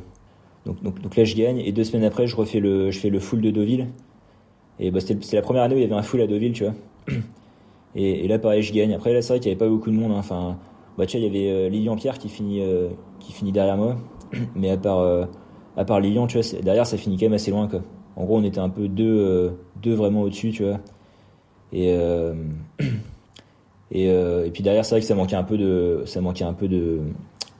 bataille, on va dire, pour, enfin, de densité, on va dire. Ça manquait de densité devant, quoi. Mais finalement, enfin, moi, tu sais, là, je faisais vraiment une bonne course. J'ai sorti mon meilleur marathon, tu vois. J'ai sorti un marathon en 2h46, 47, un truc comme ça, un truc dans le genre, quoi. Le mec, il a appris à courir 5 ans avant, quoi. Avant, il faisait du footing en jogging avec la capuche sur la tête, à la Rocky. Ouais, non, mais c'est ça. Mais c'est vrai que c'est pour ça que je dis que la course à pied, enfin, ça a toujours été mon point fort depuis que je fais du triathlon. Et c'est vraiment le sport sur lequel, sur lequel j'arrive facilement à progresser, quoi. Et donc voilà. Donc là, du coup, tu vois, 2021, c'était ma première année vraiment avec que je considère avec un très bon niveau, quoi. Après, du coup, 2022, donc là, l'objectif c'était Hawaï, du coup, Hawaï en octobre. Donc, Du coup, tu avais presque un double slot pour Hawaï, parce que tu avais celui que tu avais récupéré en 2019 et puis celui que tu aurais pu avoir en Pologne. Ouais, exactement, ouais, j'aurais pu en avoir plusieurs, ouais. Mais en plus, le truc, c'est qu'après le Covid, c'était beaucoup plus facile d'avoir la qualif parce qu'ils mettaient beaucoup plus de slots, tu vois. Enfin, ils ont distribué beaucoup plus, quoi. Genre, je crois qu'en Pologne, c'était jusqu'au 8e, quoi. Tu vois, moi, pour te donner une idée, j'avais 1 heure de marge pour avoir le slot en Pologne, quoi. Donc, donc ça allait, quoi. Finalement, tu n'avais pas besoin de te sortir les tripes sur le marathon, tu vois, tu pouvais rester encore loin derrière, tu pouvais y aller tranquille sur les 15 derniers. mais tu vois, c'est marrant parce que là j'avais 1 heure de marge, alors que tu vois, les 3 Ironman que j'ai fait avant, 2 fois je le loupe à pas grand chose, et en Italie je l'ai, mais à 3 minutes près, quoi, tu vois. Et du coup, donc après, du coup, 2022, là, c'était vraiment, tu vois, pour moi, 2022, mon objectif, c'était clair, c'était faire Hawaï, faire la meilleure perf que je pouvais dans ma KT. Mon objectif, c'était de gagner, hein, tu vois, je vais pas me cacher, c'était ça l'objectif, quoi, pour moi, tu vois, je m'étais fixé cet objectif-là. Et après, c'était de passer pro, du coup, en 2023 et faire ma première saison pro en 2023, quoi. Sachant que, tu vois, si j'avais pas fait Hawaï, je serais déjà passé pro en 2022, quoi. Tu vois, j'aurais fait ma saison 2022 en pro, quoi. Mais en fait, tu peux pas faire de course pro et ensuite faire Hawaï en amateur. Du coup, en fait, en 2022, du coup, je me suis contenté de faire des courses où il n'y avait pas de distinction pro-amateur, tu vois. Enfin, c'est-à-dire des courses où tu avais un peu de prize money, mais sans que tu puisses, sans que tu aies besoin d'avoir le certificat pro pour être dans la start list, quoi, tu vois. Du coup, en 2022, ce que j'ai fait comme course, donc j'ai fait Lacano, le half de Lacano. J'ai pas fait une bonne course, enfin, même une course assez caton, on va dire, tu vois. J'ai fini, tu vois, mais franchement, j'avais envie de bâcher, en vrai, tu vois. C'est le genre de course, tu poses le vélo, tu sais que, enfin, tu poses le vélo, t'as pas du tout fait tes watts, tu sais très bien que tu vas pas faire podium, tu vois. Enfin, tu sais même pas pourquoi tu continues à courir, tu vois. Mais bon, après, j'avais un peu de famille qui était là, donc je pouvais pas trop, j'étais un peu obligé de finir, quoi. Mais c'était vraiment pas une bonne course. Donc, du coup, je fais Lacano, vraiment pas une bonne course. 3 semaines après, j'avais le Frenchman. Et là, le Frenchman, j'étais inscrit sur le full. Et là, du coup, j'ai vraiment fait une très bonne course. Je gagne la course en 8h12 avec un marathon en 2h41, tu vois. 2h41, 40, un truc comme ça, tu vois. Donc là, tu vois, le mec est juste stratosphérique. C'est hallucinant. Ouais, non, mais là, tu vois, là pour moi, c'était vraiment enfin, là, je sentais que j'avais vraiment passé un gros cap, que là, je sentais que j'avais vraiment moyen de faire quelque chose. Après, tu vois, enfin, en continuant à progresser un petit peu, je sens que j'avais vraiment moyen de faire quelque chose sur des courses en m'alignant chez les pros, quoi, tu vois. Enfin, il y avait quelque chose à faire, quoi. Après, je dis pas forcément gagner un Ironman, tu vois, mais enfin, pas dans un premier temps en tout cas, mais tu vois, déjà commencer à me placer, tu vois, peut-être faire top 5, top 8, peut-être, j'en sais rien, tu vois, mais en tout cas, je sentais qu'il y avait quand même vraiment moyen là de faire quelque chose. Mais du coup, tu vois, c'est marrant parce que tu vois, le Frenchman, donc super perf, maintenant, enfin, aujourd'hui, tu vois, rétrospectivement, c'est ce que j'ai fait de mieux sur full jusqu'à maintenant. Mais à ce moment-là, tu vois, j'étais en pleine progression et je me disais, c'est que le premier full de la saison. Et derrière, je vais faire mieux, quoi. Tu vois, c'était ça pour moi, c'était ça l'optique, quoi. Sauf que derrière, donc 3 semaines après, tu vois, j'ai fait Deauville. Alors en fait, Deauville, j'avoue, c'était un peu une connerie parce que tu vois, c'était 3 semaines après le Frenchman. Franchement, j'aurais tellement dû me reposer et pas le faire et tu sais, refaire un cycle, tu vois, repartir de. Mais en fait, le truc, c'est que tu vois, en fait, j'avais un dossard gratos parce que tu vois, j'avais gagné la course l'année dernière, tu vois, donc du coup, j'avais un dossard gratos. Du coup, c'est assez tentant, tu vois, enfin, quand tu vois le prix des dossards, t'es quand même content quand t'as un dossard gratos, tu vois. C'est clair. T'as pas envie de le mettre à la poubelle, quoi. Et du coup, je l'ai fait. Ouais, tu files à des potes, tu le fais gagner. Ouais, ça, j'aurais pu. Mais je crois qu'en plus, c'était nominatif, donc je suis même pas sûr que j'aurais pu le filer à quelqu'un. Du coup, ouais, je fais Deauville, je fais 3ème, tu vois. 3ème sur le L.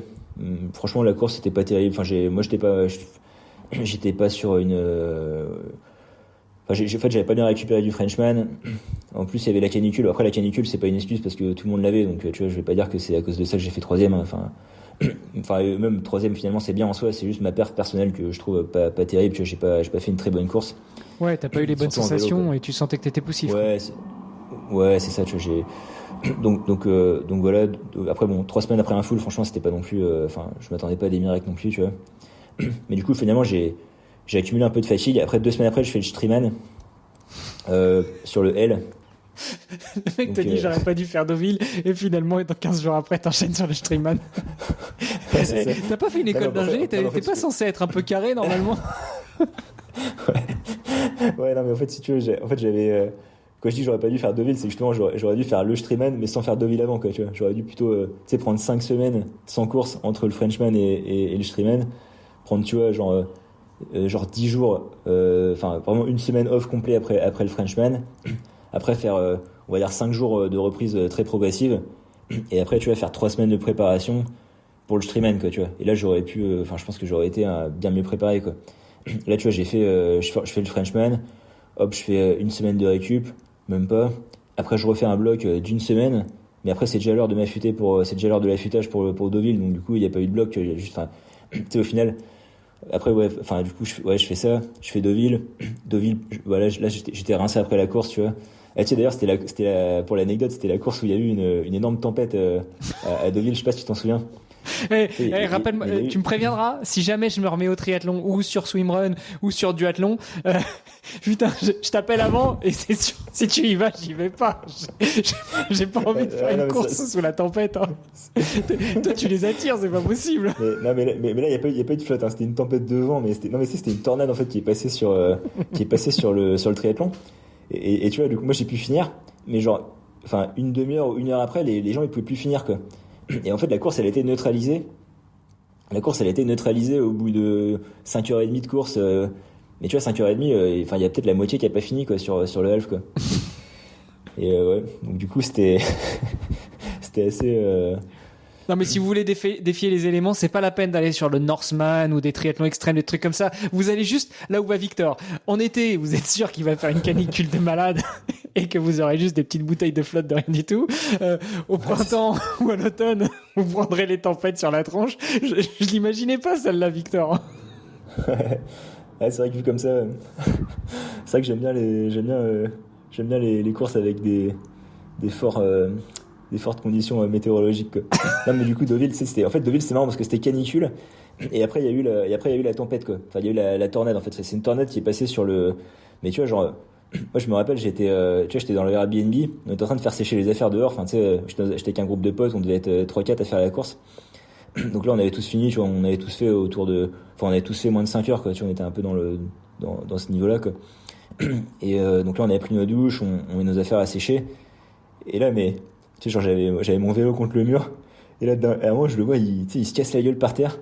Et genre, 10 secondes après, mais t'avais tous les draps qu'on avait mis dehors qui étaient, enfin, tout à valdinguer de partout. Là, on s'est grouillé de tout rentrer. Mais genre, 2 minutes après, t'avais c'était la tornade, quoi. Enfin, j'avais jamais vu ça, mais littéralement, t'avais un ouragan qui est passé sur le site, quoi. Ouais, c'était chaud, non, c'était méga chaud. Là, du coup, la course était neutralisée, tu vois, donc la moitié des gens ont pas pu finir. Et voilà. Bon, c'était pour l'anecdote. Du coup. Non, mais je note, c'est sympa comme anecdote. Et puis 15 jours après, le Strongman ? Ouais, 15 jours après, je Strongman. Donc là, je fais troisième. Troisième avec un niveau qui commence avec un niveau, on va dire, qui était pas mal. En fait, ça commençait à redevenir les perfs que je faisais en gros, c'était une perf équivalente à peu près à ce que j'ai fait à Dinard en 2021 quand j'ai gagné, quoi, tu vois. Sachant qu'au Strongman, t'avais quand même un niveau un peu plus relevé, je trouvais. Mais du coup tu sais c'était la même perf mais avec en sachant que j'étais censé avoir progressé depuis, donc du coup finalement c'est une perf qui montrait pas une grosse progression et du coup tu vois c'était pas une course satisfaisante quoi, tu vois. Bah ouais mais juste 3 grosses courses en 6 semaines, tu m'étonnes que... Bah c'est ça, non mais c'est ça tu vois, mais du coup c'était débile et du coup la conclusion de tout ça c'est que du coup ensuite j'avais un Ironman de prévu 3 semaines après le Strongman en Angleterre. C'était sur le circuit Outlaw. Je sais pas si tu connais le circuit Outlaw, c'est un petit circuit un peu comme c'est un petit circuit un peu type Ironman mais tu vois enfin beaucoup plus local, enfin c'est que sur le continent sur l'île du Royaume-Uni quoi. Et t'as genre 6-7 courses tu vois avec il y a plusieurs halfs et il y a un Ironman, c'est à Nottingham quoi, ça s'appelle Outlaw Nottingham, tu vois, c'est un full. Et du coup moi je m'étais inscrit sur cette course. C'était censé être un peu ma course de prépa d'Hawaï quoi, tu vois, ça tombait 2 mois avant Hawaï, donc je trouvais ça bien de faire un Ironman 2 mois avant pour faire un Iron. Après et de toute façon t'étais plus à une course longue près. Ouais, c'est ça, enfin un peu la répétition, tu vois, et l'objectif c'était ça, je fais Nottingham. Après je me repose, tu vois, je fais une bonne coupure de 1 semaine 10 jours. Et après, du coup, là, je repars sur un bloc de 7-8 semaines, vraiment à fond sur Hawaï. Et c'était ça l'idée. Sauf que, tu vois, du coup, bah là, paf, 10 jours avant Nottingham, fracture de fatigue, quoi. Comme par hasard, tu vois. En même temps, ça me pendait au nez, tu vois. Mais tu vois, c'est vrai que, pour le coup, je manquais un peu de recul, hein. Enfin, une fois que tu repenses rétrospectivement à la façon dont j'ai planifié ma saison, tu vois, c'était ça. Maintenant, je me dis, ouais, c'était logique, tu vois. Il y a pas mal de facteurs qui ont encouragé ça, quoi. En fait, le truc, c'est que, tu vois, donc j'ai eu une fracture de fatigue, donc 10 jours avant Nottingham. En gros, je pense que si je devais faire un peu la liste des causes de la fracture, tu vois, je pense qu'il y a le fait que j'enchaînais trop de courses sans me reposer, tu vois, j'accumulais beaucoup de fatigue depuis le début de la saison. En plus de ça, tu vois, en début de saison, j'ai fait la saison de cross en athlétisme. Donc du coup, tu vois, ça faisait aussi un peu un pic de forme qui arrivait un peu trop tôt, tu vois, et du coup, ça faisait trop de ouais, tu vois, trop d'échéances, trop de dispersion en fait dans mes objectifs. J'aurais dû être plus concentré sur moins d'objectifs et plus de focus sur moins d'objectifs, quoi. Et en plus de ça, bah tu vois, la fracture elle est arrivée pendant une canicule. Tu sais, c'était les pics de forte chaleur qu'il y a eu en juillet 2022. Je sais pas si tu t'en souviens, mais Ouais. genre pour te donner une idée, tu te fous de ma gueule parce qu'il pleut à Brest, mais là il faisait 42 degrés à Brest, tu vois. Non, je me moque pas de toi. Je taquine un peu sur l'histoire de la Bretagne, mais en même temps, ça m'étonne pas. Je te dis, t'aimes bien jouer avec les éléments. Donc là, déjà, t'es pas en forme. Enfin, tu récupères pas bien. Tu t'apprêtes à aller sur une compète. Forcément, canicule. De toute façon, c'est tempête ou canicule avec toi, si j'ai bien compris. Ouais, c'est ça. Ouais. Non, mais du coup, ouais, donc là, forte chaleur. Tu vois, j'avais un planning de prévu. Tu vois, j'avais un coach qui me faisait mon planning et tout, quoi. Et tu vois, moi j'avais pas trop enfin tu sais, moi j'aime pas dire ouais, je suis fatigué, je fais pas la séance, quoi. Alors que tu vois, c'est normal, hein, en tant qu'athlète, faut aussi s'écouter, quoi. Mais tu sais, moi j'étais un peu buté, quoi. Je vois la séance sur le papier, je veux absolument la faire, quoi. Tu vois, c'est le coach qui a dit, donc je la fais, quoi. Tu sais, alors que le coach il attend aussi que je lui dise un peu mes sensations, quoi, tu vois. Bref, en gros, tu vois, j'ai pas du tout voulu déroger au plan. J'ai fait tout ce qui était prévu alors que c'était déjà censé me faire un peu flirter avec ma limite. Et en plus de ça, il faisait 42, et donc tu vois, là, je pense que j'ai vraiment dépassé la limite. Hop, fracture de fatigue. Et du coup, Nottingham, c'était mort. Et après, tu vois, en fait, Hawaï, c'était 2 mois et demi après. Et le médecin, il me disait qu'une fracture de fatigue, ça mettait 4 à 6 mois pour se reconsolider, quoi. Ouais, ça dépend où, mais ouais, c'est long. Ouais, bah enfin, en gros, c'est ce qu'elle m'a dit, tu vois. Mais tu vois, moi, j'avoue que j'avais quand même un espoir, quoi. Je me dis, bon, 2 mois et demi, 4 à 6 mois, tu vois. C'est bon. Je prenais plutôt 4 mois déjà, tu vois. Déjà 6 mois, j'envisageais pas trop ça, tu vois. Je me disais, allez, prenons 4 mois. Supposons que le médecin, il mette 2 mois de marge pour être sûr, tu vois. Bon, bah, 2 mois et demi, ça peut le faire. Non, mais en gros, tu vois, j'étais vraiment dans l'idée. Putain, tu vois, ça fait 3 ans que j'étais qualifié à Hawaï. Ça a été reporté 2 fois. Là, je peux enfin faire la course, tu vois. Je me dis, j'ai reporté d'1 an ma première saison pro pour faire Hawaï. Tu sais, je me dis, c'est pas possible que j'y aille pas, quoi, tu vois, ça fait trop chier, quoi, tu vois, enfin. Ouais, du coup, tu sais, j'ai un peu fait un déni un déni, tu vois, de ce qui se passait. Enfin, tu vois, moi, j'avais quand même envie de continuer à y croire. Du coup, tu sais, je continuais pas à courir, mais tu sais, je continuais quand même à m'entraîner sérieusement en vélo natation. Et la course à pied, j'ai essayé de m'y remettre, genre 3 semaines avant, quoi. En me disant, de toute façon, bon, j'ai déjà un gros niveau, donc en 3 semaines, je peux toujours sortir un bon marathon, tu vois, on sait jamais. Mais en fait, le truc, c'est que, du coup, tu vois, en fait, j'avais déjà tout réservé pour Hawaï, donc j'ai quand même pris mes tickets pour Hawaï. J'y suis allé. Et en fait, j'ai testé. En gros, j'avais testé 3 semaines avant. J'avais fait un petit footing de 4 bornes. J'ai eu un peu mal après, donc je me suis dit, bon, je laisse. Enfin, pour l'instant, c'est un peu trop tôt. Mais je me dis, j'avais quand même réussi à courir 4 bornes. Ça me faisait un peu mal après. C'était pas non plus, c'était pas non plus une douleur. J'étais pas non plus à 4 pattes, tu vois. Du coup, je vais à Hawaï. Genre 3 jours avant la course, je reteste un footing. Là, j'avais pas couru du coup depuis 2 mois, quoi, tu vois. Donc là, j'étais parti en mode si ça passait, je faisais un marathon sans entraînement, quoi. Mais là, j'ai fait un footing avant Hawaï, 4-5 bornes. Et 3 jours avant la course, quoi. C'était sur l'île. Et en fait, ça passait pas, quoi. Tu vois, genre l'après-midi, je boitais, j'avais mal, tu vois. Je me dis bon, clairement, c'est complètement con d'aller faire un marathon dans ces conditions. Du coup, là, je savais que c'était mort pour la course. Du coup, j'ai juste fait natation vélo. Et voilà, du coup, c'est ce que j'ai fait, tu vois. Natation vélo. Donc natation, je fais une natation pas terrible. Après, ouais, c'est vrai que j'étais pas, de base, je suis pas un très bon nageur. Là, c'était net sans combi. Donc sans combi, tu vois, ça avantage pas les pas très bons nageurs. Et en plus de ça, j'ai pas fait une très bonne nette par rapport à mon niveau, quoi. Donc en gros, je suis sorti de l'eau assez loin. Je suis sorti en 1h3, 1h4, un truc comme ça. Et après, j'ai fait un gros vélo, du coup. Le vélo, je crois que je fais le 3e temps de ma catégorie, tu vois, en vélo. Et voilà. Et puis quand je pose le vélo, tu vois, après je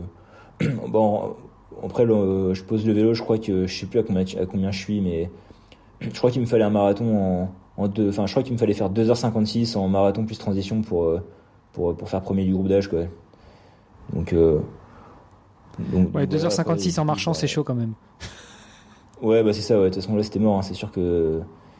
Mais bon, voilà, en fait, tu vois, j'ai fait la course tout pour me tester. En fait, j'avais envie de me situer et de me dire, ok, qu'est-ce que je vaux par rapport au niveau mondial en groupe d'âge, tu vois, dans ma catégorie. C'était un peu ça l'objectif, quoi. Donc du coup, bah là, j'ai eu un élément de réponse, on va dire, quoi, tu vois. Après, j'ai pas fait le marathon, du coup, donc c'est sûr qu'après, tu vois, bah, tu vois, je peux pas savoir qu'est-ce que j'aurais fait sur le marathon dans les conditions de Lille, tu vois, parce que forcément, tu vois, c'est pas tout à fait la même chose de faire un marathon en 2h42 dans des bonnes conditions et d'en faire un sous 40 degrés, tu vois. Enfin, c'est pas du, 40, j'exagère un peu, en vrai, c'était plutôt 35, tu vois, mais 35 avec un soleil qui tape quand même vraiment fort. Ouais, tu vois, c'est quand même, ouais, c'est un truc que je saurais pas, tu vois, enfin, je le saurais peut-être si un jour j'y retourne, mais tu vois, pour l'instant, c'est pas prévu encore, quoi. Bon, alors, du coup, on aura bien compris, tu y vas pour y aller, pour tester, pour voir un peu le niveau. Alors effectivement, t'as pas fait le marathon, mais ça te situait quand même, pour gagner ton groupe d'âge, ça te situait dans des choses que tu aurais pu faire, hein, 2h58 au marathon. Il y avait des chances que, en gros, si tu te situais, et je pense qu'à ce moment-là, tu te situais dans le top 5 mondial, quoi. Ouais, c'est ça, voilà, c'est ce que je me dis, tu vois. Après, bon, tout reste à prouver, tu vois. C'est sûr que, tu vois, c'est toujours prétentieux de dire, ce qui aurait été possible avec des si, quoi, tu vois. Donc mais en tout cas, voilà, j'y suis allé, je me suis, j'ai fait ce que j'avais à faire sur la course, tu vois. J'ai pris les informations et on va dire que ça me sert pour moi, quoi. Après, sur le CV, y a rien, tu vois. Mais pour mon information personnelle, on va dire, ça me donne des éléments, quoi. Et du coup après après, bah, forcément fin de saison, tu vois, fracture de fatigue, la saison était finie. C'était où ta fracture de fatigue d'ailleurs? Alors c'était je peux pas trop te montrer à la webcam, je suis pas assez souple. mais c'était en bas du tibia, c'était sur l'arête du tibia droit, côté intérieur, tu vois, en bas du tibia, un peu au-dessus de la malléole, en fait. Et tu vois, cette fracture de fatigue, elle a vraiment duré longtemps. Donc tu vois, fin 2022. Donc là, je me projetais je reviens d'Hawaï, donc là, l'objectif, c'était guérir de ma fracture et ensuite me projeter sur une saison 2023 où là, je ferai la saison en pro. Donc tu vois, là, j'avais demandé à la Fédé l'attestation, tu vois, pour pouvoir faire les courses en pro, tu vois, ce qui m'avait donné. Donc tu vois, j'avais l'attestation pour 2023 du coup. Donc là, ouais, là, l'objectif, c'était vraiment faire ma première saison sur les courses à label en pro en 2023, quoi. Et en fait, tu vois, ma fracture de fatigue, elle a duré, et puis en fait, je m'en suis remis que j'ai recommencé à courir qu'en octobre 2023 finalement. Et du coup, j'ai fait une saison off en 2023, fin de saison off en triathlon. Après, tu vois, j'ai quand même fait quelques petits trucs. Bon, je t'en parlerai après du coup. Mais du coup, ouais, en fait 2023, si tu veux, donc. Au début, je projetais une reprise, normalement, si tout allait bien pour ma fracture, je projetais une reprise de la course à pied vers février-mars 2023. Sauf que du coup, donc arrivé en février-mars, le médecin, j'ai pris un rendez-vous chez le médecin, le médecin qui me suivait, le médecin du sport qui me suivait pour ma fracture. Il m'a dit, donc là, vous avez pas couru depuis Hawaï, etc. Là, je lui dis, bah ouais, non, là, ça fait un peu plus de 4 mois que j'ai pas couru. Il m'a dit, ouais, du coup, c'est bon, là, vous pouvez y aller, quoi. Et du coup, moi, j'étais trop content, tu vois. Donc, du coup, j'y suis allé, quoi. Mais en fait, donc tu vas et tu cours 40 bornes. Non, franchement, j'ai quand même fait une reprise progressive, tu vois. Après, honnêtement, peut-être pas aussi progressive que ce que j'aurais dû faire. Mais quand même, j'ai quand même commencé par des petits footings, tu sais, j'ai commencé par des 3-4 bornes, hein. J'ai pas commencé par faire un 20 bornes direct, quoi. Mais je pense que franchement, en fait, peu importe comment je reprenais, à ce moment-là, la fracture, elle était pas consolidée. Donc même si j'avais fait une reprise plus progressive, en fait, ça aurait quand même pété, tu vois. Et en fait, le problème, c'est que j'ai pas refait d'examen plus poussé, quoi.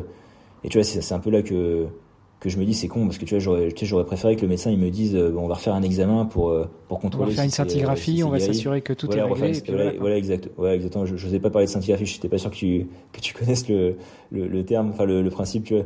Je me suis fait une fracture de fatigue aussi qui m'a obligé à reporter mon défi que j'ai réalisé cet été en 2023, mais sinon je vois ce que c'est et je pense que dans nos auditeurs les gens savent bien. En gros c'est un peu comme une radio mais avec une injection de liquide radioactif et donc en gros on regarde où est-ce que ça réagit et s'il y a une fracture de fatigue, contrairement à une radio où on la voit quasiment jamais la fracture de fatigue, là avec l'isotope qui est réactif, on voit où est-ce qu'il y a une lésion dans l'os.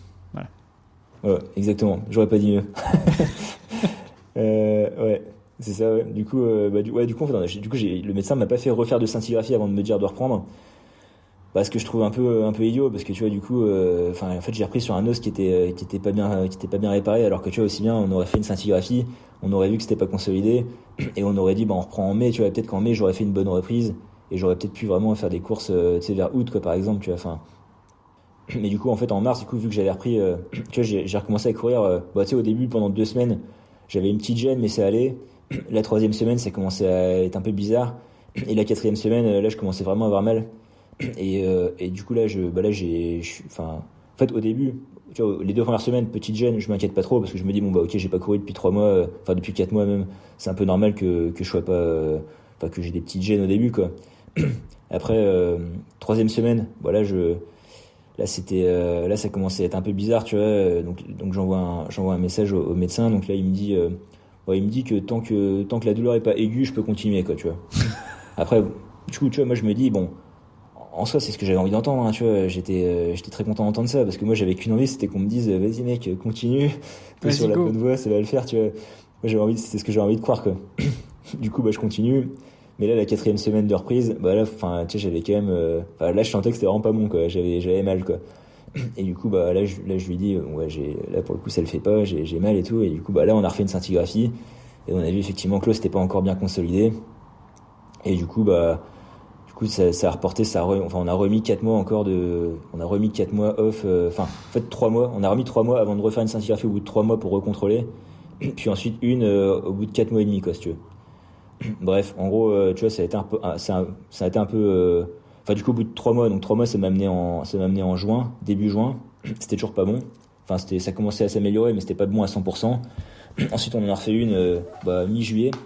Mi-juillet, il n'y avait pas eu beaucoup d'évolution, c'était toujours pas bon à 100%, c'était un peu mieux, mais il y avait pas grand, il y avait encore un petit truc, tu vois. Et du coup, tu sais, à mi-juillet, il y avait encore un petit truc. Bon, je me dis, de toute façon, là, la saison 2023 c'est morte. Enfin, j'ai pas le temps de refaire un cycle pour refaire un niveau à pied. Et puis, tu sais, je vais pas aller au charbon maintenant pour faire juste une course fin novembre, si tu veux. Et puis, donc je me dis, ok, 2023 c'est mort. Et du coup, là, j'ai refait une scintigraphie, du coup, cette fois-ci, pour le coup, en octobre. Donc, assez longtemps après. Et là, c'était bon. Et du coup, en octobre, j'ai vraiment fait une reprise, qui a été, concluante cette fois-ci, quoi. Et puis là, aujourd'hui, je cours depuis maintenant, je sais pas, ça doit faire peut-être entre 15 et 20 semaines, quoi, que j'ai repris, quoi. Et puis là, ça se passe nickel, hein. Franchement, je suis très content là de ce que je fais à pied pour l'instant. Après, je reste prudent, mais tu vois, le niveau est quand même, le niveau est vite revenu, donc ça, c'est vraiment cool pour l'histoire. Waouh, impressionnant. Vous avez pas des vaches en Bretagne?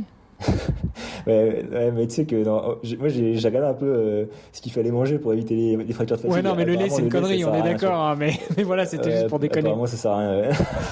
Non, par contre les amandes, c'est une grosse source de calcium. Mais bon. Les amandes, j'en mange à balle. Hein. Moi, je mange à fond, je mange beaucoup d'amandes. Donc ça, je pense que j'étais pas carencé en amandes. D'ailleurs, en amandes pour le stationnement aussi, j'en prends pas mal. C'est pas les mêmes amandes, mais j'en prends un peu trop en ce moment d'ailleurs. Bon, on va passer là-dessus. Bah écoute, il faut pas se déplacer en voiture, faut se déplacer en courant, comme ça, en même temps, tu maximises ton entraînement. Ouais, c'est clair. Ouais. Après, bon, tu sais, quand tu vas donner des cours, c'est compliqué de courir avec son sac à dos, tu vois. C'est pas terrible. Ouais, puis si t'arrives tout transpirant, tu vois, c'est pas génial non plus, quoi. Ouais, c'est pas l'idéal. À moins d'avoir des élèves qui soient sportifs, mais ça c'est encore un autre sujet. Et donc du coup, 2024, ce sera ta première saison en pro. Bah du coup, ce sera ma première saison pro, ouais, effectivement. Ouais. Du coup, tu vois, je voulais juste te parler un peu de ce que j'ai fait en 2023, du coup, Bien pour sûr. combler un peu parce qu'il y a un truc pas mal à ce niveau-là, c'est que, bah tu sais, en 2023, j'ai fait les 7 majeurs, tu vois, en vélo. Et ça, c'est un truc qui m'a vraiment plu, quoi. Et enfin, pour le coup, tu vois, si je trouve un avantage d'avoir eu ma fracture de fatigue, c'est que ça m'a permis de faire ça. Et c'était vraiment une grosse expérience, quoi. Je sais pas si toi t'as déjà fait un truc de ce style-là ou si tu connais un peu le parcours. Hein. Bah, on a eu quelques invités qui l'ont fait. Je connais un peu. Si les auditeurs voient pas trop ce que c'est, bon, déjà Google, c'est un petit peu tout. Et puis sinon, regarde un petit peu sur les invités qu'on a eu, notamment Xavier Massard. Mais vas-y, je te laisse nous en parler rapidement Ok. de ces 7 majeurs. Ouais, bah alors, bah, ça, moi, je suis un néophyte, hein, tu vois, de l'ultracyclisme. Euh, mais tu vois, en fait, je commençais à m'y intéresser parce que tu vois, vu que j'étais blessé à pied, bah, je me dis qu'est-ce que je peux, enfin, tu sais, j'avais aucun problème pour rouler, quoi. Et je me dis qu'est-ce que je peux faire pour remplir un peu ma saison. Et tu vois, je commençais à regarder un peu des courses comme la Race Cross France ou des trucs comme ça. Et c'est vrai que bah, tu vois, c'est une discipline, l'ultracyclisme, qui m'intéresse beaucoup, tu vois. Et franchement, je pense que quand j'aurais fait ce que j'ai à faire en triathlon, je pense que Quand tu auras fini tes c'est fort conneries, c'est probable, ça? tu vois, que je me mette à, ouais, c'est fort probable que je me mette à l'ultra, tu vois, en vélo, tu vois, mais du coup, ouais, je cherche un truc sympa à faire en vélo, tu vois, en ultra.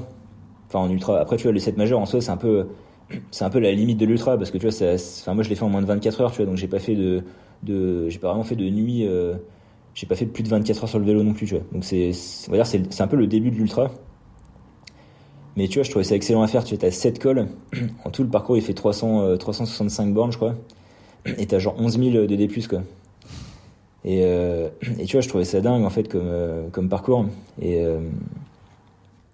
ouais, du coup, bah, du coup, je me suis lancé là-dessus en fin août.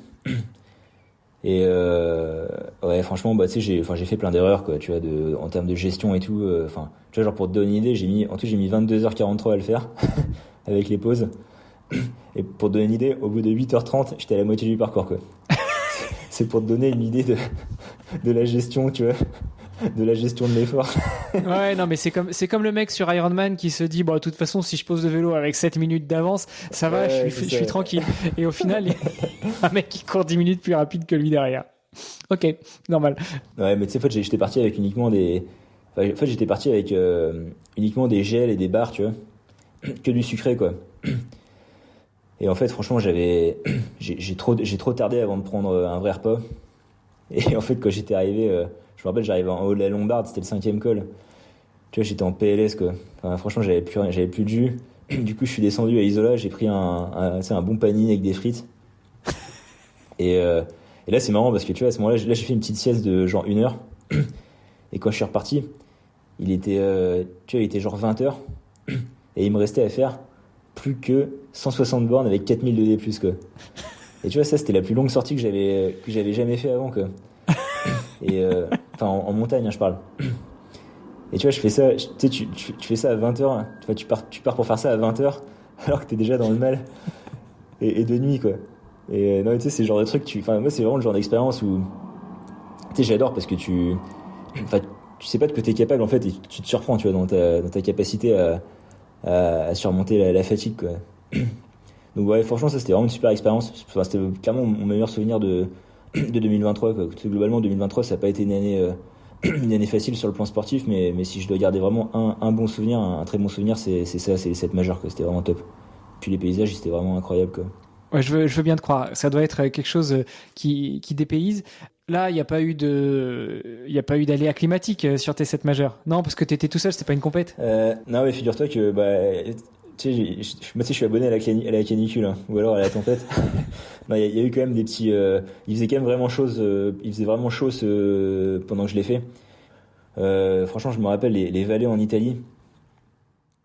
Ouais, tu sais, dans les fonds de vallée en Italie, tu vois, il faisait un bon 36 degrés.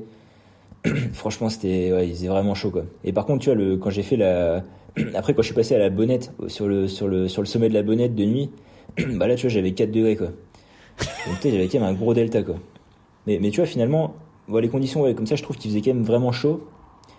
Mais, tu vois, c'était pas forcément les conditions les plus optimales que j'aurais pu espérer, mais finalement, c'était pas si dégueulasse parce que une semaine après, tu vois, mais incroyable, mais une semaine après, dans l'Isère, il y avait de la neige, quoi.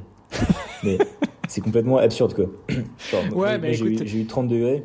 on a déjà vu des éditions d'Embrun, donc le 15 août, hein, avec la neige au sommet. Hein. Ah ouais, ah la vache. Donc Ouais. c'est pas étonnant hein, quand on parle d'altitude, qu'on soit en été ou en hiver, c'est pas si étonnant que ça. Mais ouais, non, franchement bravo. Donc à une semaine près, tu tenais ton record de déchaîner les éléments à chaque fois.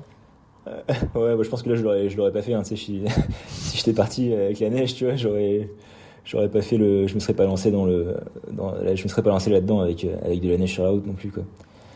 Mais bon, voilà, c'était voilà, super expérience en tout cas. Je le recommande pour ceux pour ceux qui sont blessés à pied. S'il y en a qui ont une fracture de fatigue et qui aiment bien faire des Ironman d'habitude et qui cherchent un bon petit défi avec juste du vélo, bah franchement les 7 majeurs c'est vraiment top. Ouais, une belle aventure. Écoute, ce que je te propose, c'est que s'il y en a qui se posent la question de comment on fait, où est-ce qu'on trouve la trace, etc., qui te contactent, soit en passant par nous, soit directement sur tes réseaux sociaux, je suis sûr que tu te feras un plaisir de leur expliquer. Puis le meilleur moment aussi pour aller éviter la tempête ou la canicule. Ouais, carrément, bah ouais, bah, de toute façon, la trace elle est sur mon Strava, hein, je crois que la date c'était c'était le 24 août, je crois. 24 août, ou entre le 22 et le 24, je sais plus exactement.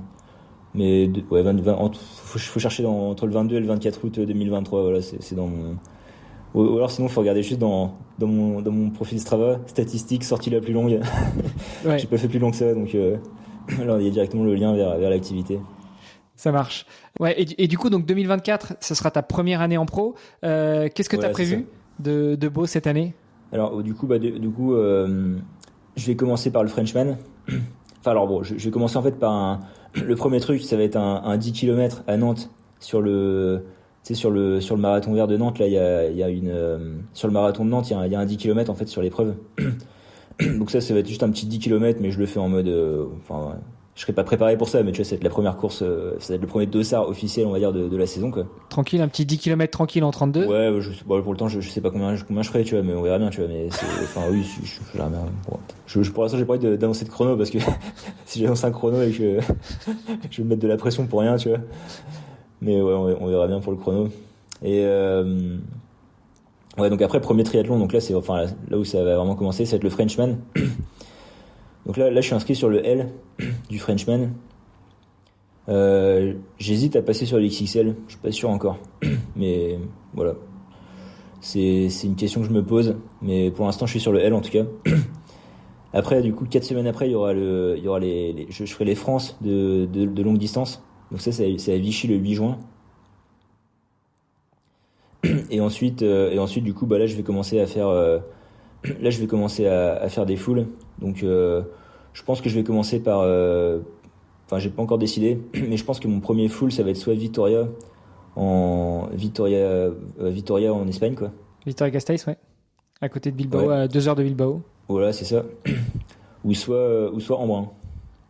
Ouais, c'est Et pareil. après, pour la suite. C'est pareil. Franchement, au niveau des conditions et du dénivelé, Non, mais- c'est pareil. Non, c'est ironique, évidemment. Vitoria, c'est quasi plat. Non, mais je sais, mais tu vois, non, mais les deux courses enfin, tu vois, en fait, le truc, c'est que, tu vois, Embrun, ça me plaît bien parce que c'est enfin, en fait, c'est à la fois l'avantage et l'inconvénient d'être un peu plus tard. Donc, tu vois, j'ai un peu plus de temps pour m'y préparer après les France de longue distance. Et aussi et du coup l'inconvénient c'est aussi que c'est plus tard, quoi, parce que du coup l'avantage c'est que si je fais plutôt Vitoria, bah, je peux embrayer plus tôt aussi sur un autre plus tard dans la saison, quoi. Là, pour toi, si jamais tu devais faire une perf qui pourrait te permettre de te qualifier pour Hawaï, ça se passe comment pour ta première année en pro? Oh bah ça change rien par rapport au fait que ce soit la première ou pas. En fait là c'est à chaque course, tu vois. C'est à chaque course, tu fais une course en pro, t'as X slots distribués. Donc j'ai même pas regardé ce que c'était sur Vitoria par exemple. Bah, Embrun déjà c'est mort. Enfin, tu sais, Embrun c'est pas circuit Ironman. Oui, Embrun c'est pas il y a Ironman, de donc qualif ça possible. c'est mort. Mais oui, ça se jouerait que sur Vitoria, sur un label Ironman.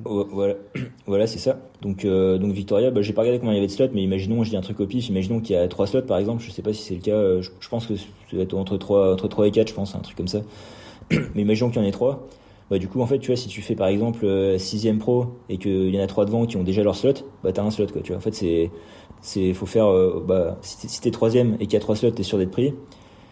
Et si tu fais pas troisième, ça va dépendre des gens devant toi, est-ce qu'ils ont déjà leur slot ou pas, quoi. Bien sûr. Après, moi, je t'avoue, je suis pas trop, enfin, je me fais pas une fixette sur Hawaï, hein. C'est pas mon objectif, spécialement cette saison. En fait, moi, tu vois, pour moi, une saison 2024 qui serait validée, c'est d'avoir fait déjà une première course en pro et l'avoir bien réussi. Par rapport à mon niveau, en tout cas, tu vois. Après, tu sais, si je fais 25e et que j'ai fait la course de ma vie, tu vois, je serais content. Enfin, tu vois, après, ça dépend des autres, quoi. Moi, ce que je veux, c'est surtout faire une perf qui reflète mon niveau, quoi. C'est surtout ça que j'ai envie de faire, quoi. Donc voilà, pour moi, l'objectif de 2024, c'est vraiment déjà valider une première course en pro, la faire du mieux que je peux, et puis si possible une deuxième et si possible une troisième, quoi, tu vois. Donc après, tu vois, je prends les courses les unes après les autres, mais tu vois, j'ai pas envie de faire l'erreur que j'ai fait avant, c'est-à-dire d'avoir trop d'objectifs en tête, du coup de trop m'éparpiller, de vouloir caser 15 objectifs sur une année, tu vois. Enfin, en fait, tu vois, là, je me dis, je fais un objectif, après je pense à la suite, tu vois. Enfin, je fais vraiment étape par étape. Et donc voilà, pour l'instant, la première étape là, ça va vraiment être les France, le Frenchman avant. Donc le Frenchman, c'est plus remettre le pied à l'étrier. Pour l'instant, je vise vraiment mon pic de forme sur les France. Et après les France, on verra, tu vois. Et après, du coup, quand j'aurai fait les France, là, je me dirai, est-ce que je fais Vitoria ou est-ce que je fais Embrun? Peut-être que je ferai encore autre chose, hein, j'en sais rien, mais pour l'instant, c'est plutôt les deux courses auxquelles je pense. Et puis après ça, je verrai pour ensuite une autre course en septembre, octobre, et pourquoi pas une course en novembre, tu vois. Ça va vraiment être au fil de l'eau, quoi. Rapidement, parce qu'on avance un peu quand même sur le timing. Ouais. Comment on finance tout ça? Est-ce que ce néo-statut de pro te permet de financer un petit peu ta carrière? Est-ce que ça t'a permis d'aller chercher des sponsors? Enfin, comment on finance tout ça? Alors pas du tout. Moi pour l'instant, en fait, déjà, tu vois, le statut de pro, c'est... Enfin, en fait, tu vois, c'est juste une attestation que la Fédé te donne pour faire des courses professionnelles, tu vois. Mais en fait, t'as aucune aide t'as aucune aide de la Fédé ou d'Ironman. Enfin, c'est à toi de te débrouiller tout seul, quoi. Moi, personnellement, j'ai pas de sponsor à l'heure actuelle. Après, forcément, je ferme pas la porte, hein. Mais c'est vrai que pour l'instant, j'ai pas beaucoup cherché. Parce qu'en fait, quand tu passes toute une saison avec une fracture de fatigue, tu vois, tu sais pas trop quand tu vas reprendre, tu vois, donc t'as pas trop d'objectifs clairs à annoncer, tu vois, c'est un peu compliqué, quoi, tu vois, donc ouais, après c'est sûr que c'est l'objectif, tu vois, pour moi l'objectif à moyen terme, c'est d'avoir, en fait, ce serait de pouvoir de réussir à financer ma saison de triathlon avec des sponsors, que mes primes de course elles me servent à me faire un petit bonus en plus sur mon salaire. Et que mon salaire de mon job courant, on va dire, il me serve à financer à financer mon loyer, tu vois, l'essence, etc., ma bouffe, quoi. Enfin, tu vois, les frais de vie classiques, quoi. Ouais, et cotiser pour la retraite. Ouais, accessoirement aussi, ouais, oui, c'est sûr. Après, je t'avoue, j'y pense pas beaucoup, tu vois, je suis pas non plus c'est vrai que je suis pas, ouais. C'est vrai que c'est bien aussi de cotiser pour la retraite, ouais. Au moins comptabiliser les trimestres, quoi. Parce que c'est vrai que si tu commences à comptabiliser les trimestres à 40 ans, ça commence à être chaud, hein, pour tenir pour avoir la retraite complète.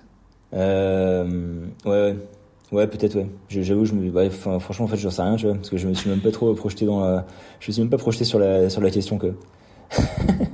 Mais ouais.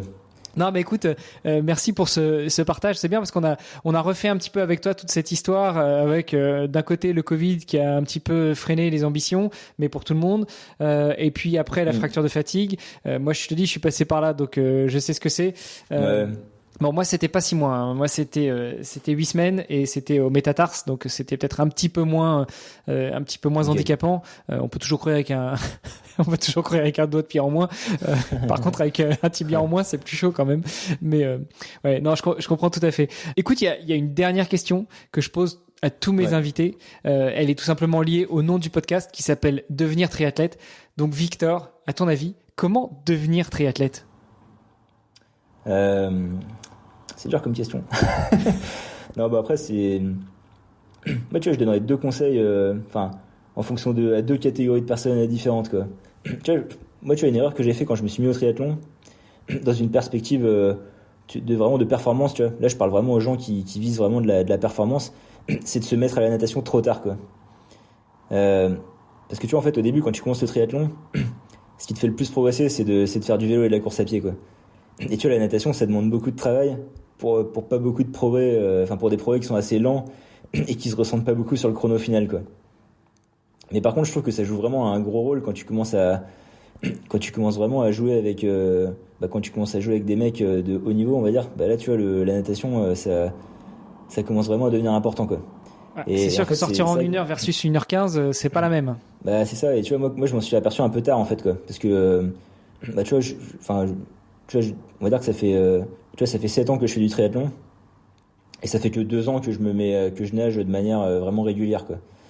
Du coup, tu vois, si je devais donner un conseil à quelqu'un qui commence le triathlon et qui a une ambition de performer vraiment sur le long terme, je lui dirais, quitte à progresser un peu moins vite au début en course à pied, en vélo, mets-toi direct à la natation, parce que en fait, peut-être en vélo, en course à pied, tu vas peut-être beaucoup progresser au début, mais après ton niveau il va un peu se tasser, alors que la natation, c'est là que si tu t'aperçois trop tard que des fois tu t'aperçois un peu trop tard et tu te dis, putain, j'aurais dû bosser la natte plus tôt, en fait, quoi. Donc ouais, moi c'est un peu un conseil que je donnerais, c'est commencer la natation, mettre vraiment autant d'intensité en natation qu'en course à pied et en vélo dès le début, quoi. Pour quelqu'un qui vise d'être performant sur le long terme. Après, pour quelqu'un qui vise juste de se faire plaisir, pour le coup, j'aurais pas du tout le même discours, quoi. Parce que tu vois, en fait, quelqu'un qui vise soit d'être finisher, soit d'avoir un bon niveau amateur, tu vois. Franchement, c'est beaucoup moins important d'être très bon en net, quoi. Donc, tu vois, pour le coup, moi, je dirais surtout à ces gens-là, je leur dirais, je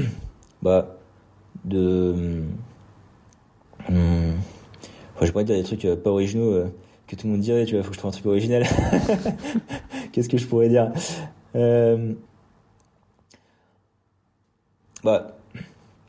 Franchement, en vrai, ça paraît très classique ce que je vais dire, mais vraiment y aller progressivement, quoi. Tu vois, mais je pense que c'est le conseil que tout le monde va donner, tu vois. Donc, mais juste prendre les choses petit à petit, pas forcément se comparer à des gens qui en font depuis 10 ans, quoi, mais juste se comparer à son soi d'il y a 6 mois, quoi. Et tu vois, vraiment apprécier les progrès qu'on fait mois après mois. Et puis aussi peut-être tu vas vraiment pas trop se prendre la tête sur sur le matériel, ou tu vois, je pense que ça sert à rien d'avoir un matériel de pointe quand on débute, quoi. Je pense qu'il faut tu vois, ce qui est important, c'est surtout je pense qu'il vaut mieux investir, tu vois, si quelqu'un devait débuter le triathlon avec une certaine enveloppe, bon, après si jamais l'enveloppe c'est 1 million, tu vois, je lui dirais prends tout, quoi, tu vois, mais Vas-y. Et c'est une enveloppe un peu plus restreinte. Je dirais, investis dans une licence pour être dans un club, pour avoir des gens avec qui t'entraîner. Investis ensuite dans un coach, parce que avoir un coach, c'est quand même un gros accélérateur de progression, surtout quand on débute.